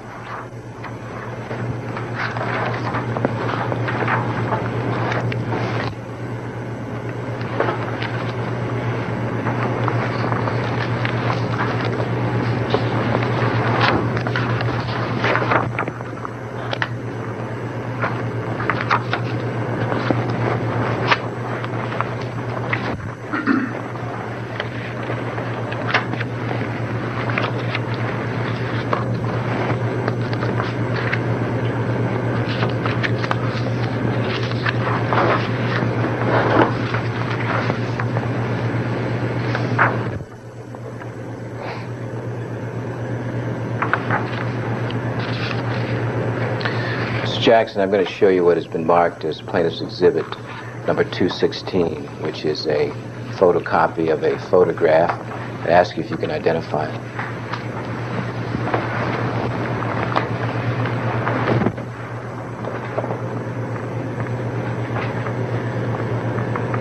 Well, to me it looks like the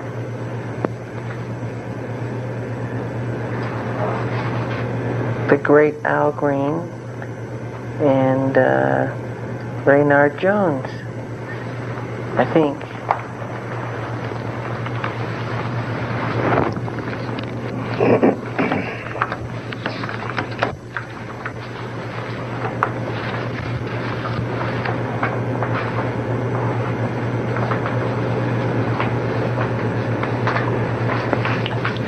Is that you think that the other person in the photograph is Raynard Jones, or is the other person in the photograph plaintiff's exhibit 216 Raynard Jones? It looks more like Raynard Jones. It's hard to tell on the Al Green, because, again, your pictures... Does it appear to be a photograph which includes Raynard Jones? Yes. Mr. Jackson, can you tell me, in the context of the Thriller project, the We Are the World project, what these various entities do, or whether they were involved in those projects at all? MJJ Productions. What is MJJ Productions? It's my office where they work with CBS Records on packaging, art design, answering letters, dealing with the fan club. It's our way of working with the world from inside, outside. So then MJJ Productions really promotes and distributes and has something to do with the product that you record.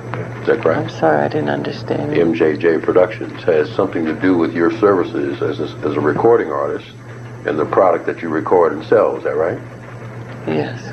Okay.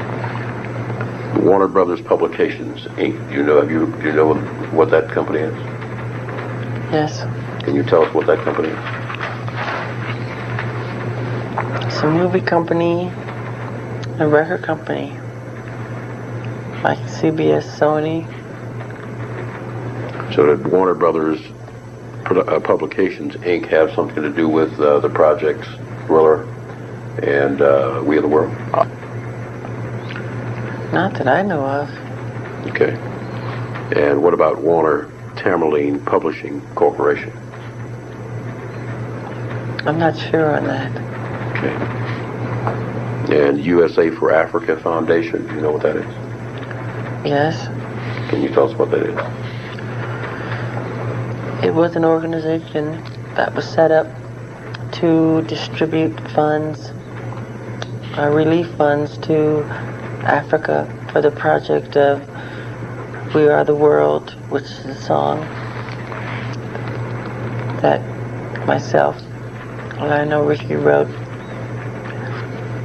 for Africa. So I'm sorry, go ahead. We organized all the celebrities together and we sang this song for Africa, USA, United States for Africa. So then the foundation really was the beneficiary of the proceeds of the sale of the product, We Are the World. That Is that a fair statement? is the idea.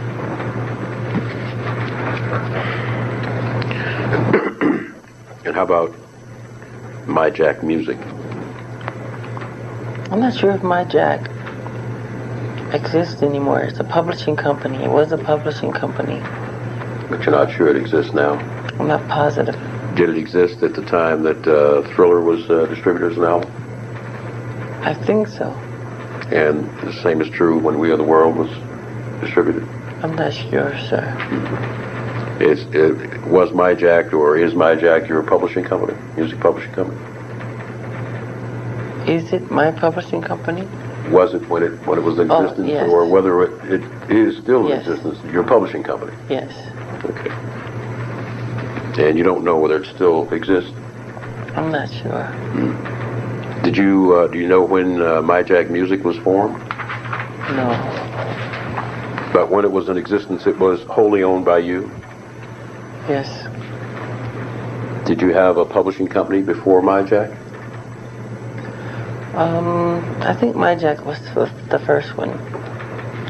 Okay. Do you now have another publishing company now? Yes. What is the name of that publishing company? Well, there's ATV Music. ATV Music? Yes. Okay. And it's a publishing company? Yes.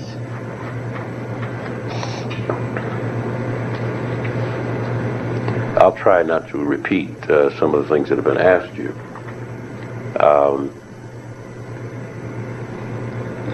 Was there a time that you were the lead singer of the Jackson 5? Yes.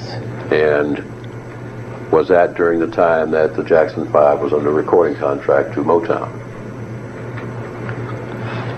We were in the Jackson 5 before signing with Motown. But you were the lead singer during the time that the Jackson 5 was signed to Motown?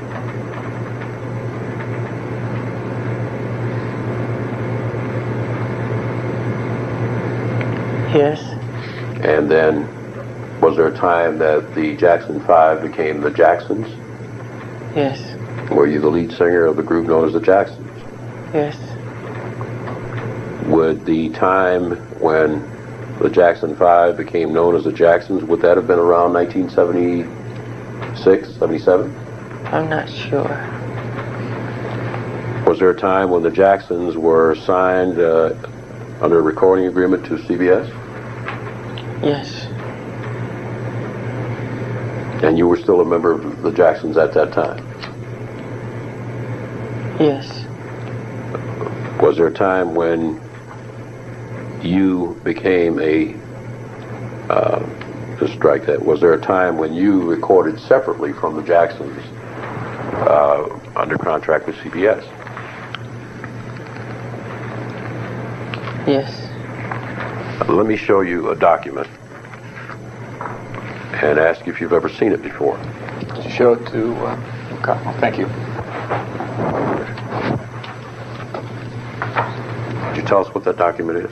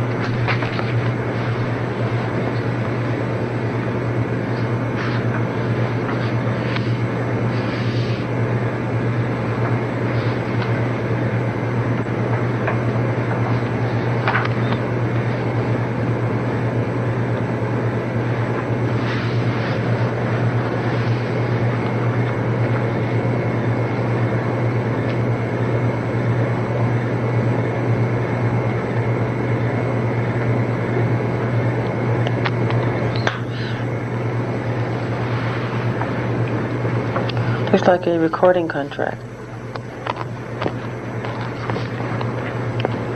Would you, what is the date in the right-hand corner, page 1? November 1st, 1978. Okay. And would it be fair to say that that's an agreement between the Jackson 5 Inc. and Quincy Jones Production? No. You ever seen that before? I probably have, but I don't remember. I signed a million papers. I'm sure. Let me ask you to turn to the last page. You recognize the signatures on the right side underneath the Jackson 5 Inc.? Yes. Can you tell us what the signatures those are? The first one looks like Joseph Jackson. It's kind of hard to see. The second one looks like Michael Jackson. And does that look like your signature? Yes. Okay. Now, the other one looks like Quincy Jones. okay, thank you. And go back to page 1, paragraph numbered 1. Could you read the last sentence in that paragraph, please?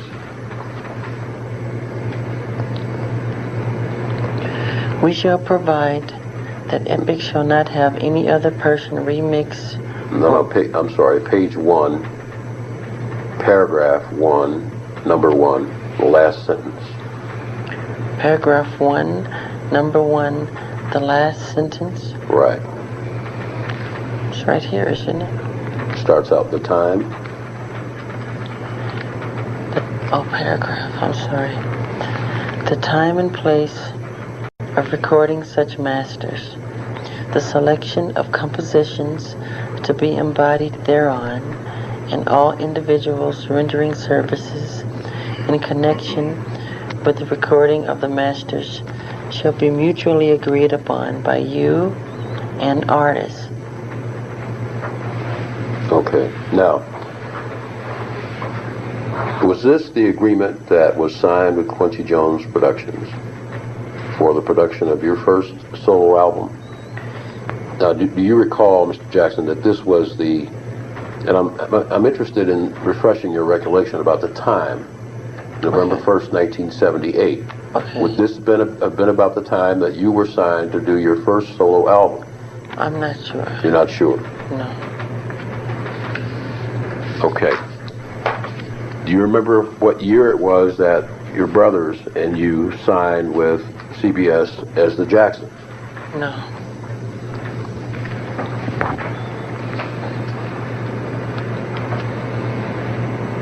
Now, pick up that agreement again, and I want to look at paragraph. You've been in the record business for quite some time, have you not? Quite some time. And do you understand that second sentence in paragraph 1 to say that when it says selection of the compositions, do you know what that means? Sure. What does that mean?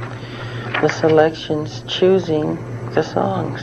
Right, and that means, and does that mean that this agreement says that the choice of the right to choose the songs is between you and Quincy Jones mutually? Mutual agreement, yes. Right. Okay. We do it together. All right.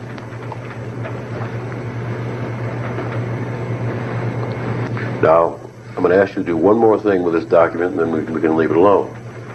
Look down at the bottom of the first page, it's paragraph 2, the last sentence, right after the part that's been inked out. Yes.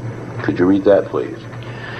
We shall provide that Epic shall not have any other person remix or re-edit any masters produced by you hereunder without first providing you with a reasonable opportunity to perform such remixing and or re-editing as Epic shall require. Now, what do you understand that to mean? Well, let me read it again.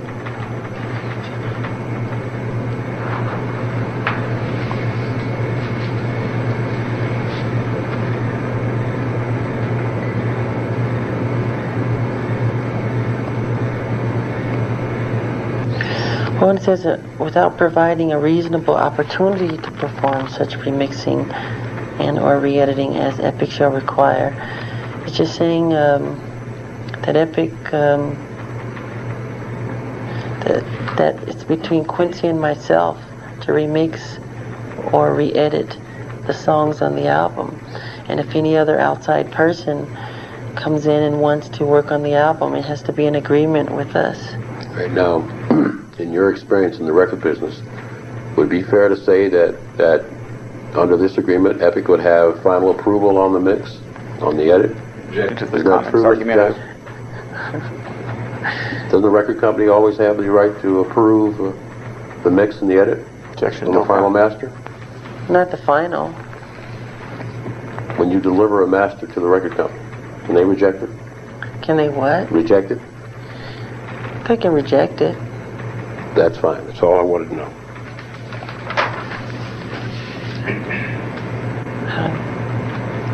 I don't get what this has to do with. Now, under the Jackson's first contract with CBS as recording artist, do you recall whether or not the Jacksons had the right to, under that contract, to provide or to supply music or to produce a certain number of songs per album? Under the Epic contract? Yes. I'm not positive, but I think we had the right to 3 songs per album. Do you recall who produced the first CBS album on the Jacksons? Yes. Who was that? Gamble and Huff. And you recall how many tunes? You're saying 3 that the Jacksons had the right to provide on that album. I sang 3 that the Jacksons... Did you just say 3 or... in writing. Yes.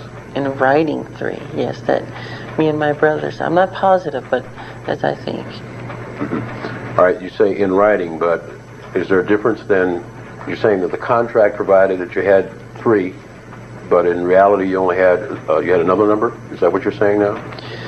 No, it was the way you worded it that confused me. Well, what I'm trying to find out is, on the first album of the Jacksons, under the CBS contract, how many tunes did you have the right to provide on that album? You remember? I think it was 3. You think it was 3. Now, did that mean that you had the right to write 3 tunes, find 3 tunes from somebody else, or what did that mean? Write 3 tunes. Okay. And did the Jacksons write 3 tunes on that album? Yes, we did. Do you recall the name of that album, the first album? I think. I'm not Would it have been Going Places? It could that have the been. first name? Or Destiny. I'm not sure. Now, how did, if you had the contractual right to have so many songs on the album, and let's say 2 or 3, do you recall how many songs that you guys wrote for that album? I don't remember. You don't remember. Normally, in your experience in the business, if you're going to have so many tunes on an album, how many songs would you put together for final selection? How many songs would we write for the album? If you had a right to provide 2 or 3, how many songs do you think you would have normally put together? Oh, gee. 15. Now, did, of those, let's assume 15, were all those written by the Jacksons? Yes. No outside writers? No outside writers.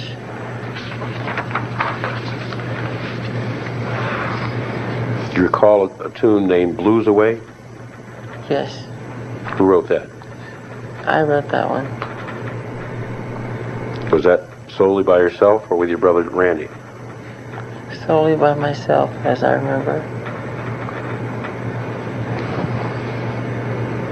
How about a song called Different Kind of Lady?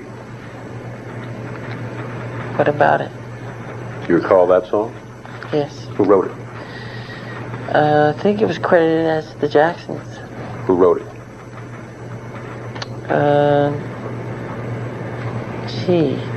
Jackie, myself, Randy, Tito. I think we all wrote it. We all wrote it. By the way, did you guys have a publishing company at that time? Yes. What was the name of the publishing company? I'm not sure. Was the publishing company owned by the Jackson 5? Yes.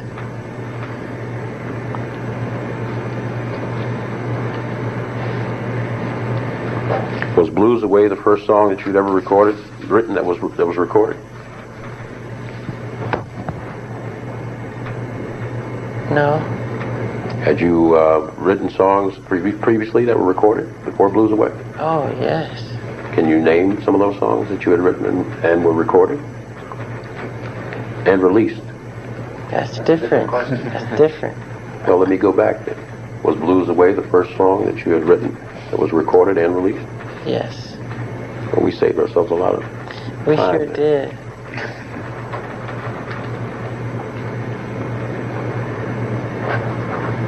Now, do you recall the name of the second album that was recorded by the Jacksons under the CBS agreement? Gee, I'm not positive. I don't know if it was Triumph or Destiny or Going Places. I'm not sure what order.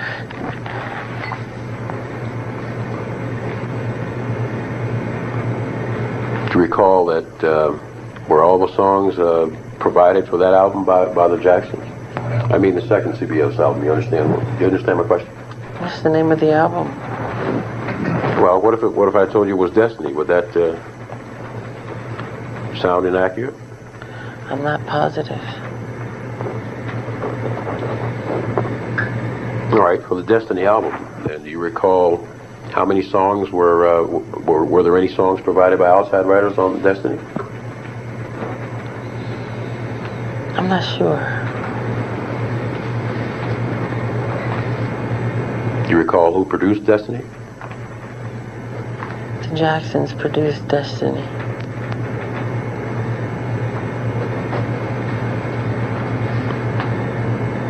Would it be safe to assume that the Jacksons produced it and they had a right to provide all the songs on that album? I'm not sure.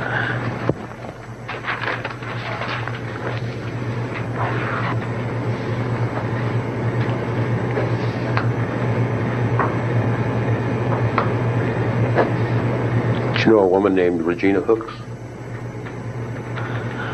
I've heard of the name, but I can't place the face.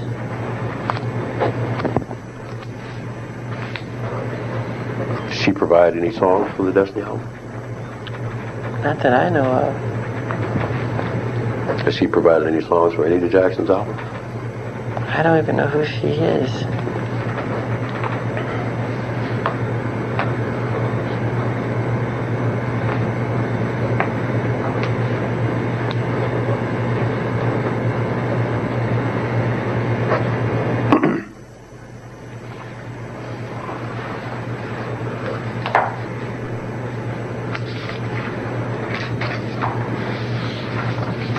If she had provided a song that was used on one of the albums when it was released, she would have been given credit? Is it speculation, Mr. Jackson, to assume that if someone wrote a song for one of your albums that they would get credit? Of course they would get credit. It's not speculation, it is. If someone wrote a song, we would be honest and give them credit. No.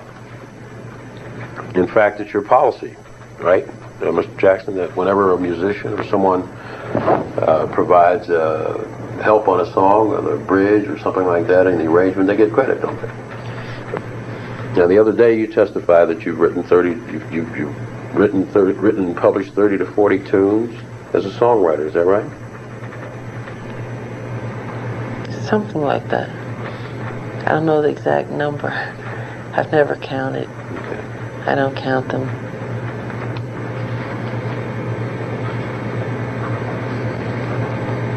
So when you write a song, That song is, and it's not co-written by anybody else, excuse me, with anyone else or collaborated with. It's written solely by you. It's your independent work, isn't it? I'm sorry, I didn't understand. There's a song that you write that you take sole credit for. Yes. Your independent creation. By you and you only. Yes. And you don't, do you include common musical phrases in your songs that you write? Common musical phrases? Do you know what that means? Yeah, but I don't know if you know what it means. Let me ask you. Why don't you tell us what it is? I don't What's know. a common musical phrase? A common musical phrase? Yes. A musical phrase could mean a note, a tone. You ever heard the term common musical phrase before? Yes, but the way you put it in your question, it was different. So I wasn't sure if I understood what you meant. Okay, well, let me ask you. Could you tell us what a common musical phrase is? A common musical phrase. That's a common musical phrase. That could be a common musical phrase. Have you ever heard the term scenes of fair? Pardon? Scenes of fair. Have you ever heard that term before? Scenes, spell it. S-C-E-N-E-S. Yeah, Little line. right. Affair. Spell it. A-F-A-I-R-E. Have you ever heard the term Scenes before? affair. No, I never heard that. Okay. Now, let me ask you a question again. I'm not sure your answer was clear to me. Maybe I've missed it. When you write a song, that's your sole song that you take credit for by yourself. Yes. Do you use, is that song independently created by you? Do you understand the question, Mr. Jackson? Absolutely. Songs that I take credit for on my albums that say written by Michael Jackson are written by Michael Jackson. And Michael Jackson alone, right? Michael Jackson alone. I wouldn't cheat anybody out of credit. I'm not suggesting you cheat anybody on anything, sir. I mean, I'm an just honest asking you a question. person. I'm going to ask you a question, give you a list of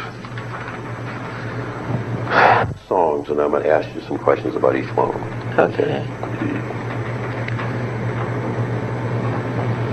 You ever heard of a song called She's Not a Girl? Yes, Who wrote it? I wrote it. Was it released? Pardon? Was it recorded and released? It was recorded but never released.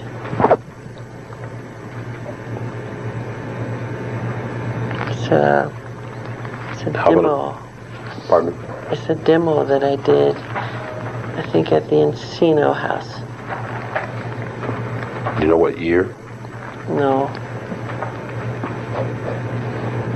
How about a song called You Ain't Gonna Change Nothing? I wrote that. Was that released? No. How about Lucy is in Love with Linus? I wrote that. Released? Never released. Who is the girl with her hair down? I wrote that. Released? Never released. Lonely Man. I wrote that. Released? Never released.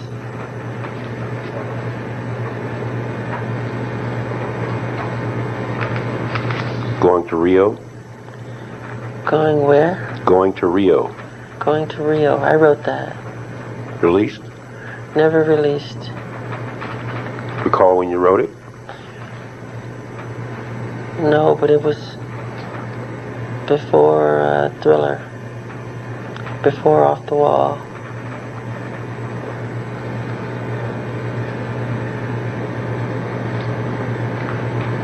Tomboy.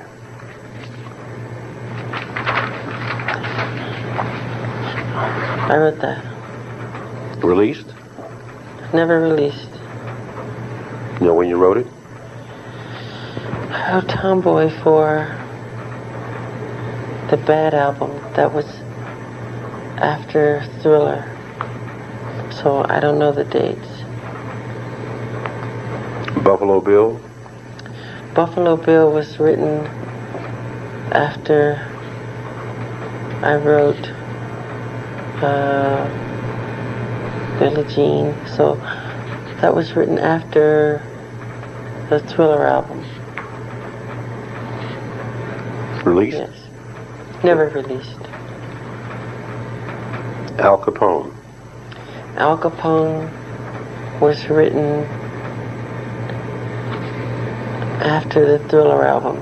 Never released. Michael McKellar? Michael McKellar? Yes. How do you know about Michael McKellar? I wrote Michael McKellar. You wrote it? Yes. Released? Never released. Thank You for Life? Thank You for Life. I wrote that. You know when? Thank You for Life was written, boy, way before Off the Wall.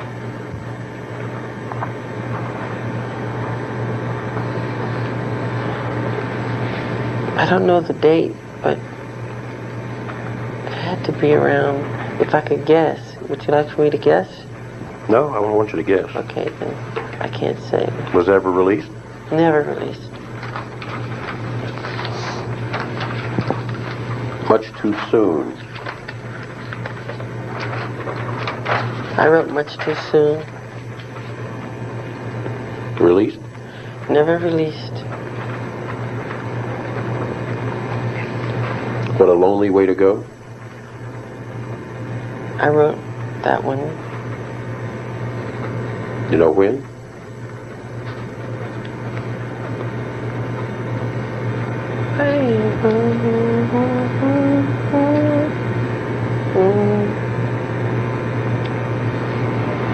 Before Off the Wall. Released? Never released. Who Do You Know? I wrote Who Do You Know? Released? Never released. You Are a Liar. I wrote You're a Liar. Released? Never released. Cry. I wrote Cry. Released? Never released. Make a Wish.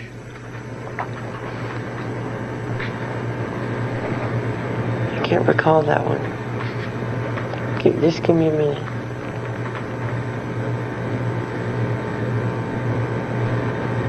I can't recall that one. Crack Kills. I wrote that one. Released? Never released. Free. I wrote that one. Released? Never released. Fly Away. I wrote that one. Released? Never released. Children's Hour. The Children's Hour.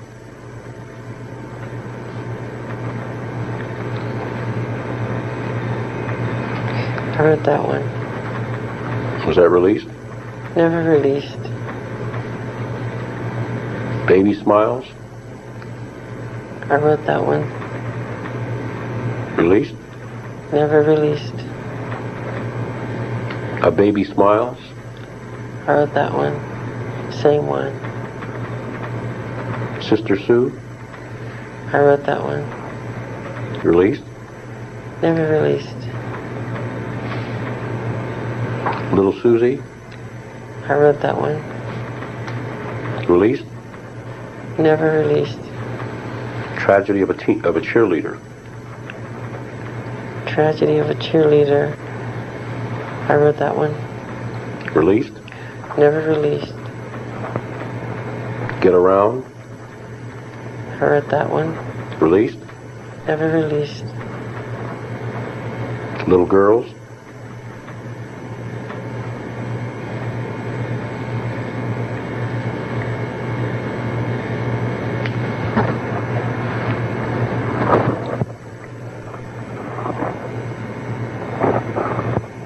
I can't recall that one. In the Valley. I wrote that one. Released? Can you hold on a second?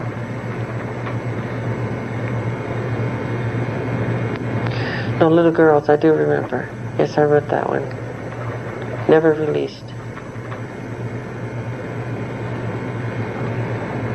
And In the Valley? I wrote that one. Was that released? Never released. Red Eye? I wrote that one. Released? Never released. I Forgive You? I wrote that one. Released? Never released. Why Shy? I wrote that one. Released? Never released.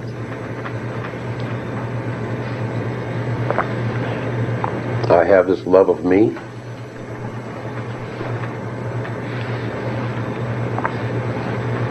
I wrote that one. Was that released?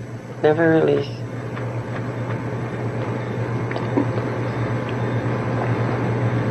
Lama Lola? I wrote that one. Released? Never released. California Grass? I wrote that one. Released? Never released. Kentucky? I wrote that one. You know when you wrote that one?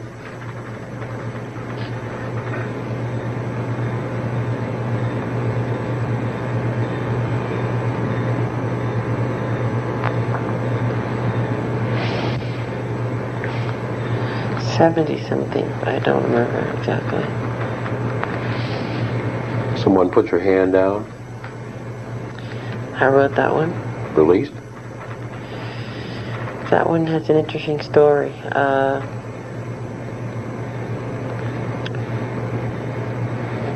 I wrote the original,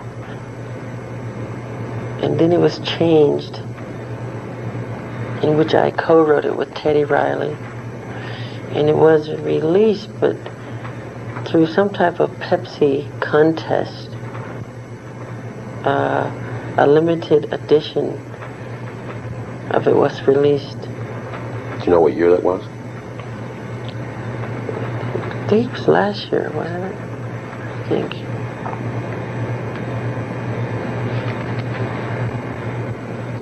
Okay, do you know where your children are? I wrote that one. Was that released? Never released. Bad Girl? I wrote that one.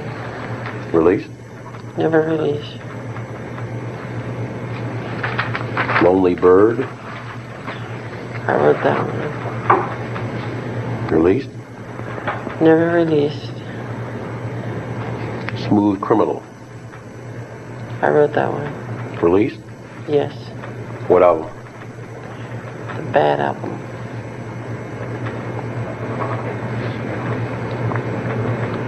PYT, the original version. I wrote that one with Greg Fillinganes. Do you know what year that was? No.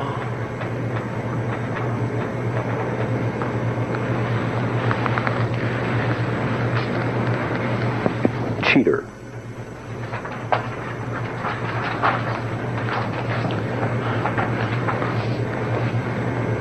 I wrote that one. I wrote that one. I co-wrote that one.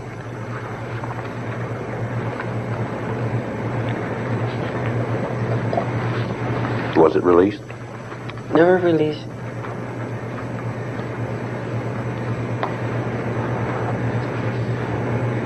People have to make some kind of joke?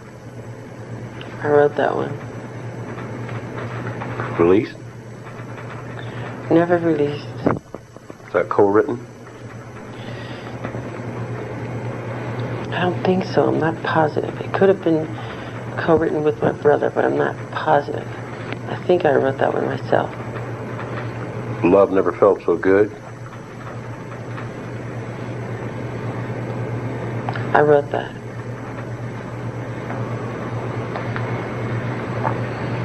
Released? Never released. You have a co-writer? Give me a minute to think.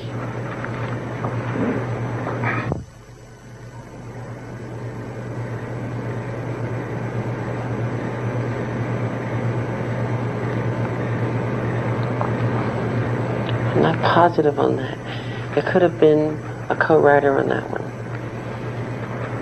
Would have been Paul Anka? Could have been, yes. All Right Now? I wrote that. Solely or co-written?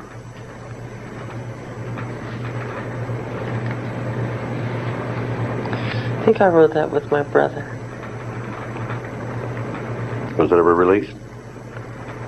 No. Scared of the Moon?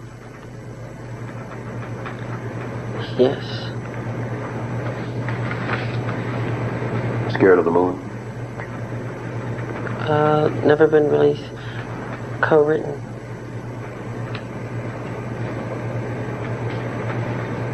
With Buzz Cohan? Yes. Neverland Landing? Co-written. Released? Never released. We Are the Ones? I wrote that one. Co-written or written solely? Solely.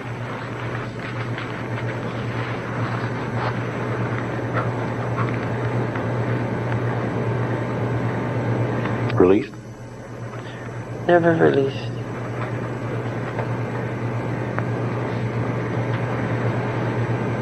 What Was Your Life? What's Your Life? It's called What's Your Life. Okay. Wrote that with my brother Jermaine. Released? Never released. Fantasy? Co-written with my brother. Released? Never released. The Sky Is the Limit?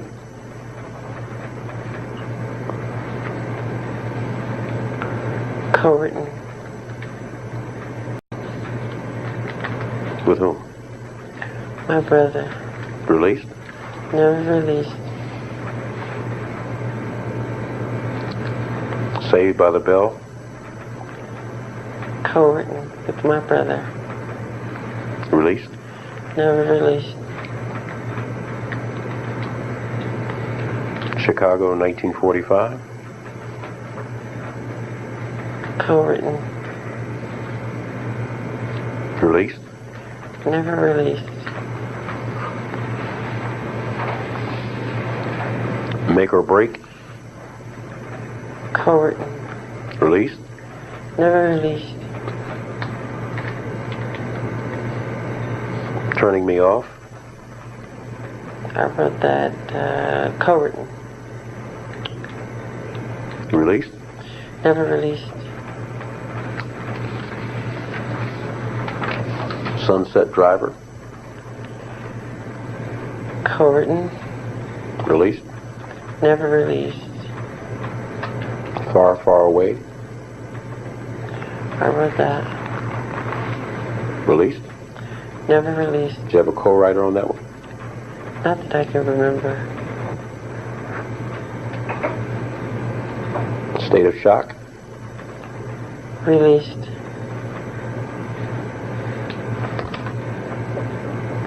Co-written.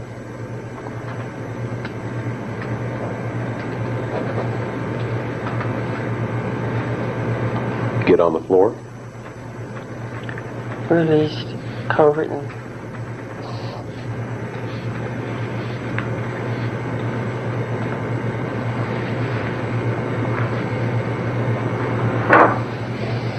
Let me ask you about PYT. Well, before I ask you that, of these songs that I've just asked you about that have never been released,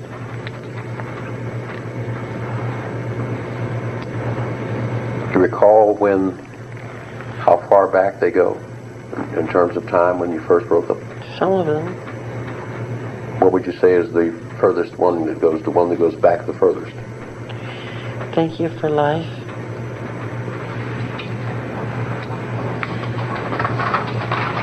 What year?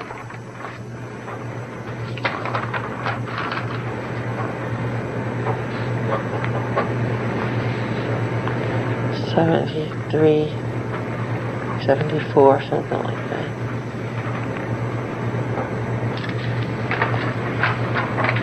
Now, were these songs, when you wrote them, you would go back to them from time to time? Do you understand my question, Mr. Jackson? When I wrote them, would I go back to them time Yeah, well, to let me ask you this. What form would they, when you write them, what form would they be in? Would they be in the form of lead sheets? Would they be in the form of notes? Or would they be on a cassette? In writing, you mean pen to paper? Right. God, I've written things on toilet paper. It could be anything. Right, Whatever's the closest around. I've written now, on walls. The other day that you testified that you, when you write, you hum them, or hum the songs or the rhythms into a tape. That's right. I'm asking you now, the songs that I've just read you that have been that are not released, or have not been released. That's right. Are those maintained in the form of a cassette? Sometimes. Sometimes. Of the songs that I've just read you that were unreleased, how many of those would you say that are in cassette form? Most of them are on cassette. And where are those maintained? Are they maintained in your collection? Yes. Now, the one song that we just talked about that was just done last year, if you recall, for the Pepsi project or somebody's project. I'll lay my hands on it.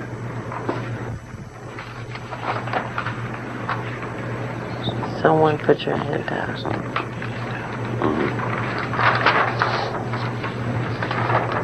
I believe it was called Someone Put Your Hand Down. Hand out. Right? And that was original was changed, you say, but it was co-written with Teddy Riley. Yeah. Was it originally co-written with Teddy Riley? No. So then was it in that form, a cassette form, and you went back and pulled it out and dressed it up with Teddy, and you just did things to it? Yes. I wrote it originally years ago, then poured it out, and Teddy loved it, I loved it, and we made some changes. Just changed the verse. And I gave him co-writer's credit. Okay. Now, we've talked a lot about your collection. Let's try to nail this down. Is that the collection that you've maintained at your home for a very long time? Do you understand my question? Collection that I've maintained a long time. Yep. You understand my question? Repeat your question. The collection that we've talked about.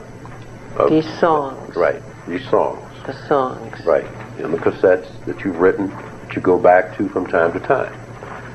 We've loosely called it a collection. It was your choice of words, a collection. I'm asking you, were these songs maintained in that collection at your home, one central location? Yes. Right. Mr. Jackson, let me read you another list of songs and ask you pretty much the same kind of questions.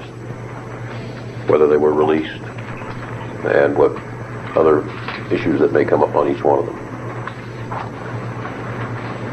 The song Blues Away we just covered, but just for the sake of putting it in its own little pigeonhole with the others. Would you recall when Blues Away was released? No. You know, do you recall when Blues Away was released? No, I don't. But that was the first song that you had written that was released, right? Is that correct? Yes. Don't Stop Till You Get Enough. Was that tune released? Yes. Do you recall what year? It was on the Off the Wall album. So 79, was it? Did Greg Filling Games do something on that song? Yes. The bridge. Da da da da da da da da da da da da da da da. He created that. Okay. Was he given credit for that on that album or that song? Yes, he was. What was that? Co-arranging or arranging or co-written? Arranging, just arranging. Working day and night? And night? What about it? When was that released? That's the Off the Wall album again. I think 79, not sure.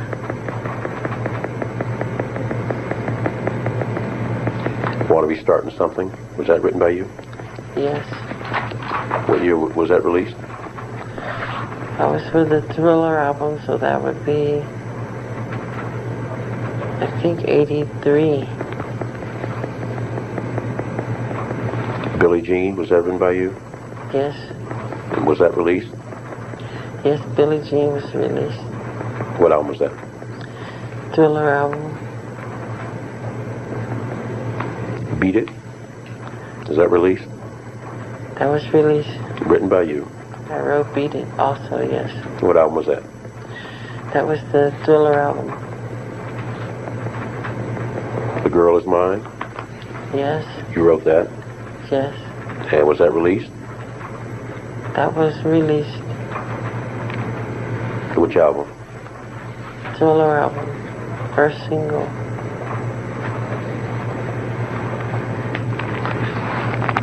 Duet. I Just Can't Stop Loving You? Was that released? Yes, Was it written by you? yes.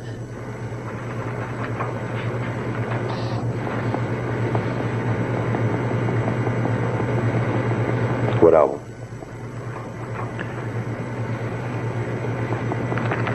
Bad album. And Bad, was that written by you? Yes, What album?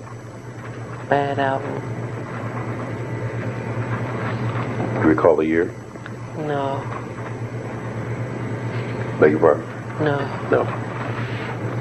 The Way You Make Me Feel? Did you write that? yes, Was that released? yes, What album? bad. Dirty Diana? I wrote Dirty Diana. Was that released? Yes, What album? bad. Speed Demon, did you write that? Yes, What album did it appear on? bad album. Liberian Girl? Did you write that? Yes, And was that released? yes, What album? bad album. Muscles, did you write that? Yes, Was that released? yes. By whom? Diana Ross. What year? Do you know? I don't remember.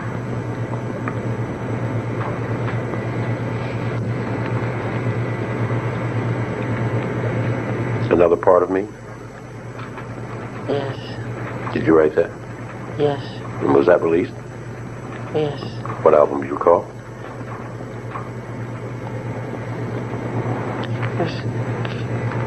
First release for Captain EO, which was a short film. I think it was for the Bad album.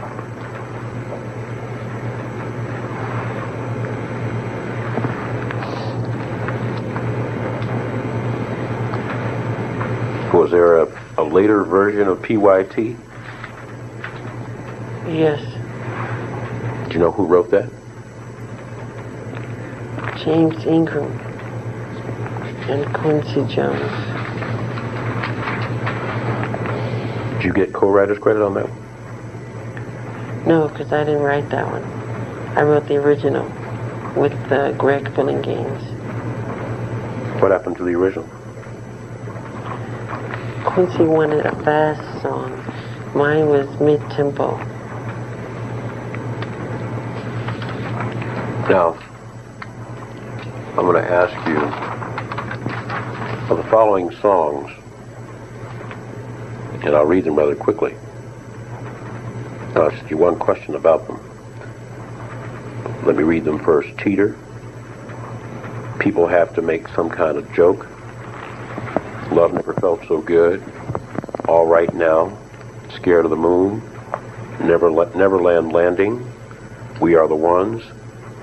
What's your life? Fantasy. The sky is the limit. Saved by the Bell. Chicago 145. 1945. Let's say 145. 1945.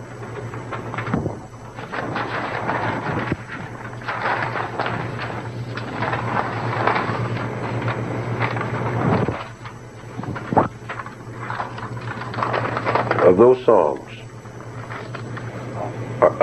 and excuse me, let me add Sunset Driver, Far, Far Away, and State of Shock. Are those songs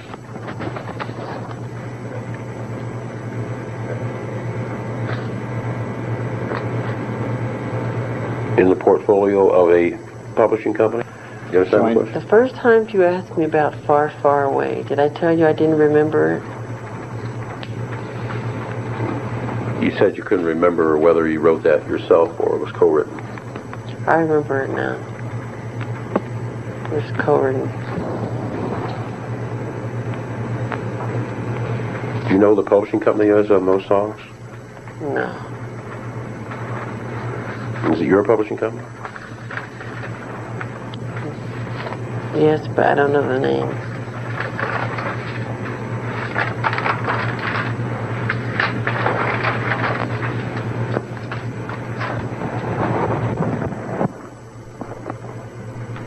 You ever written a song called Centipede?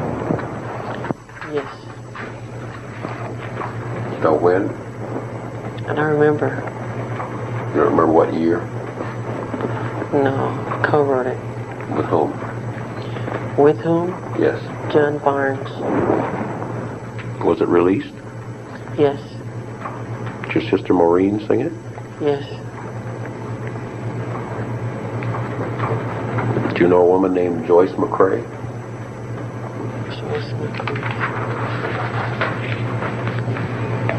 I think so. Did she ever work for you? I don't think so. Did she ever work for Motown? I don't think so. Pardon me? I don't think so. Do you have a song in your collection about that time by Sam and Dave called I'm a Soul Man? I don't know if I bought that or not. I buy a lot of records, but I don't know if that was one of the ones I Do you know whether you bought I'm a Soul Man or about the time you wrote Centipede? Gee, I wouldn't know. I beg your pardon? I wouldn't know.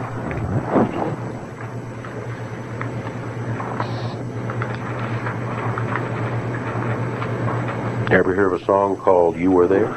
You Were There. I'll sure. join. I wrote it with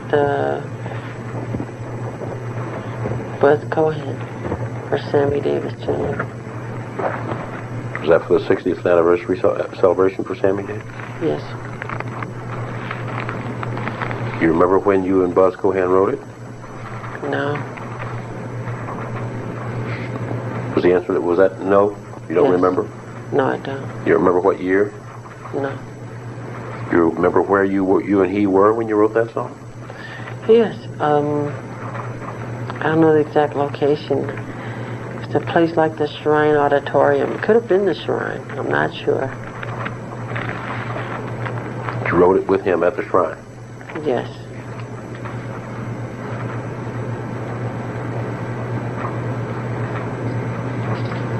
Is that also in the portfolio of your publishing company?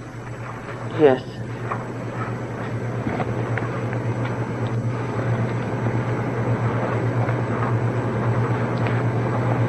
Now, when you began work on your first album, first solo album, which was later to be called Off the Wall, did you have a stockpile of songs that you had written to be submitted for that album? For the album, Off the Wall. did I have a stockpile of songs that I've written for the album Off the Wall? That you were had written that you were submitting for the album? When I write songs for an album, for instance, I'll write 50 to 60 songs for just one album, just for 9 songs, you know, and I'll pick from those. Did you write 50, 60 songs for Off the Wall? Yes, a lot of songs. Can you think of any? You named a lot of them. A lot of them that were on the list that I named just a moment ago? Some of them were. Some of them. How many of those, what was the procedure that you and Quincy Jones employed to select songs for that album? I'd write the song, do a demo, and play it for him. He'd say if he'd like it or not. And most likely he'd love it, and we would record it. How many songs did you have on the album, Off the Wall? I'm not sure, but I think it's 9. How many of those 9 were yours, that you wrote? Don't stop till you get enough.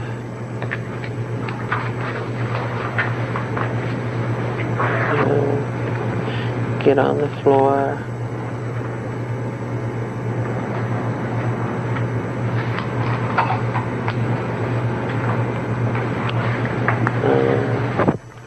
Working day and night. 3 or 4, I'm not sure.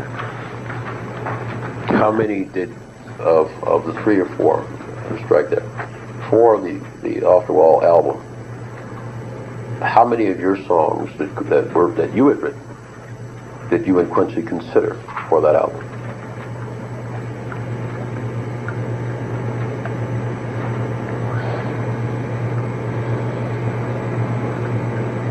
I don't remember. A moment ago you said you'd write 50 songs, about 50 songs for a 9-song album.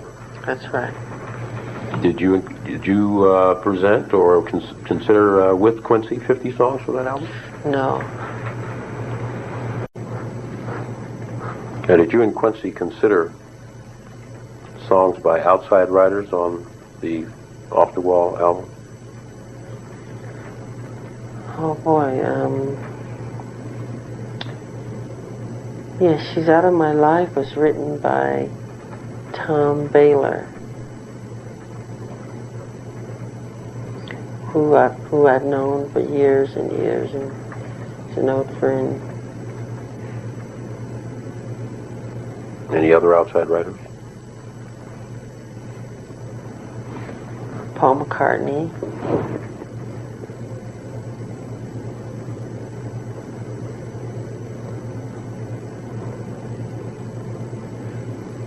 That's all I can think of. Did Rod Temperton submit some tunes for that album? Oh yeah, he wrote Off the Wall, Rock With You,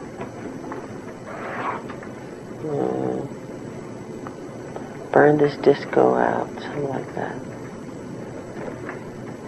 Can't think of any others. When did you first meet Rod Temperton? I don't remember. You don't remember? No. I meet so many people. I'm sorry, I didn't hear you. I meet so many people. Well, you did meet Rod Temperton during the course of the Off the Wall project, did you not? Yes. Was that the first time you met?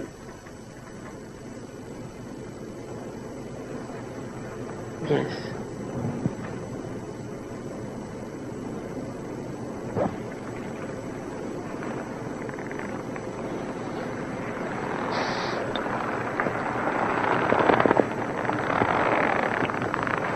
Would that have been sometime in 1978, 79?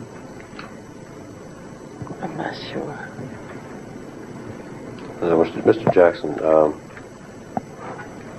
between the Off the Wall album and the Thriller album, did you meet with Rod Temperton in a hotel in London? Hotel in London?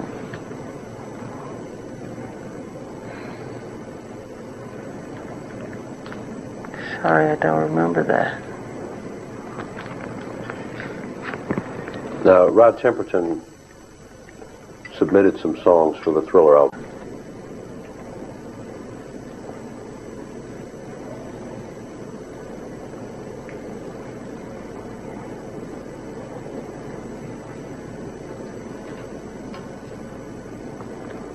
I think it's those three. Oh, this is something I'm leaving out. Was there a song called Rolling of the Dice?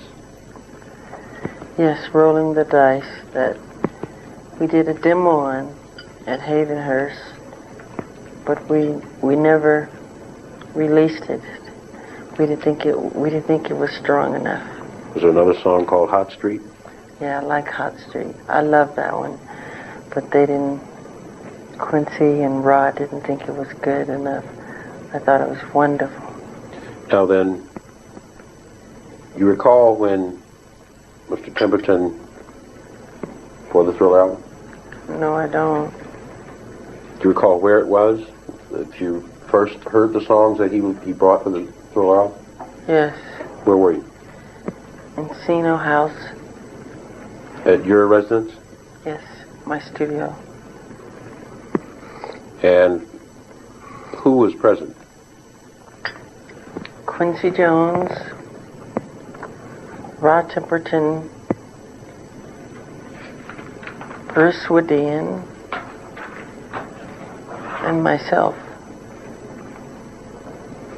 Who was Bruce Woodian? Bruce Woodian is the engineer. When he and Quincy came to your studio to present the songs? He played on cassette, which we went into my, I think it was Quincy's car or my van, and because we don't have a cassette machine system in my studio, but he came with a keyboard, and in the keyboard it's his performances of the different sounds.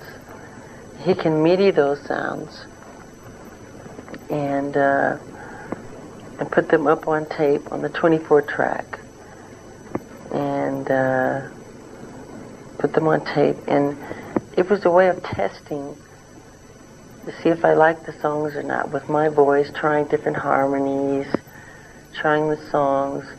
Like I said, we did Thriller, which was called Give Me Some Starlight, Starlight Sun. Starlight, starlight sun. That's how it went. So it was a way of just testing, you know, Right, now, what I wanted to do. Okay, now, he laid the structure of the various songs out in front of you, and you recorded, you sung each one of them. Is that correct? Yes, And among the songs you sung was the one, Starlight. right. Did you make any changes to that, Starlight? Yeah, the lyrics and the title, and we added Vincent Price's voice. We changed it into Thriller. Well, he did ask me which would I like better, to be a song about, you know, let the sun shine in type of thing, or Thriller. And I thought kids would enjoy something more fun like Thriller, so we went with the Thriller idea. Did you change Starlight musically? Yeah, somewhat. Musically it was the same, but we added other sounds and things like that. After you made the changes, do you know whether or not Mr. Temperton created a lead sheet for what was now Thriller? I don't think he reads music. He doesn't use a lead sheet. Did Quincy Jones create a lead sheet for what was now Thriller? I don't think so. At least I didn't see one. Right? Did you sang the other songs as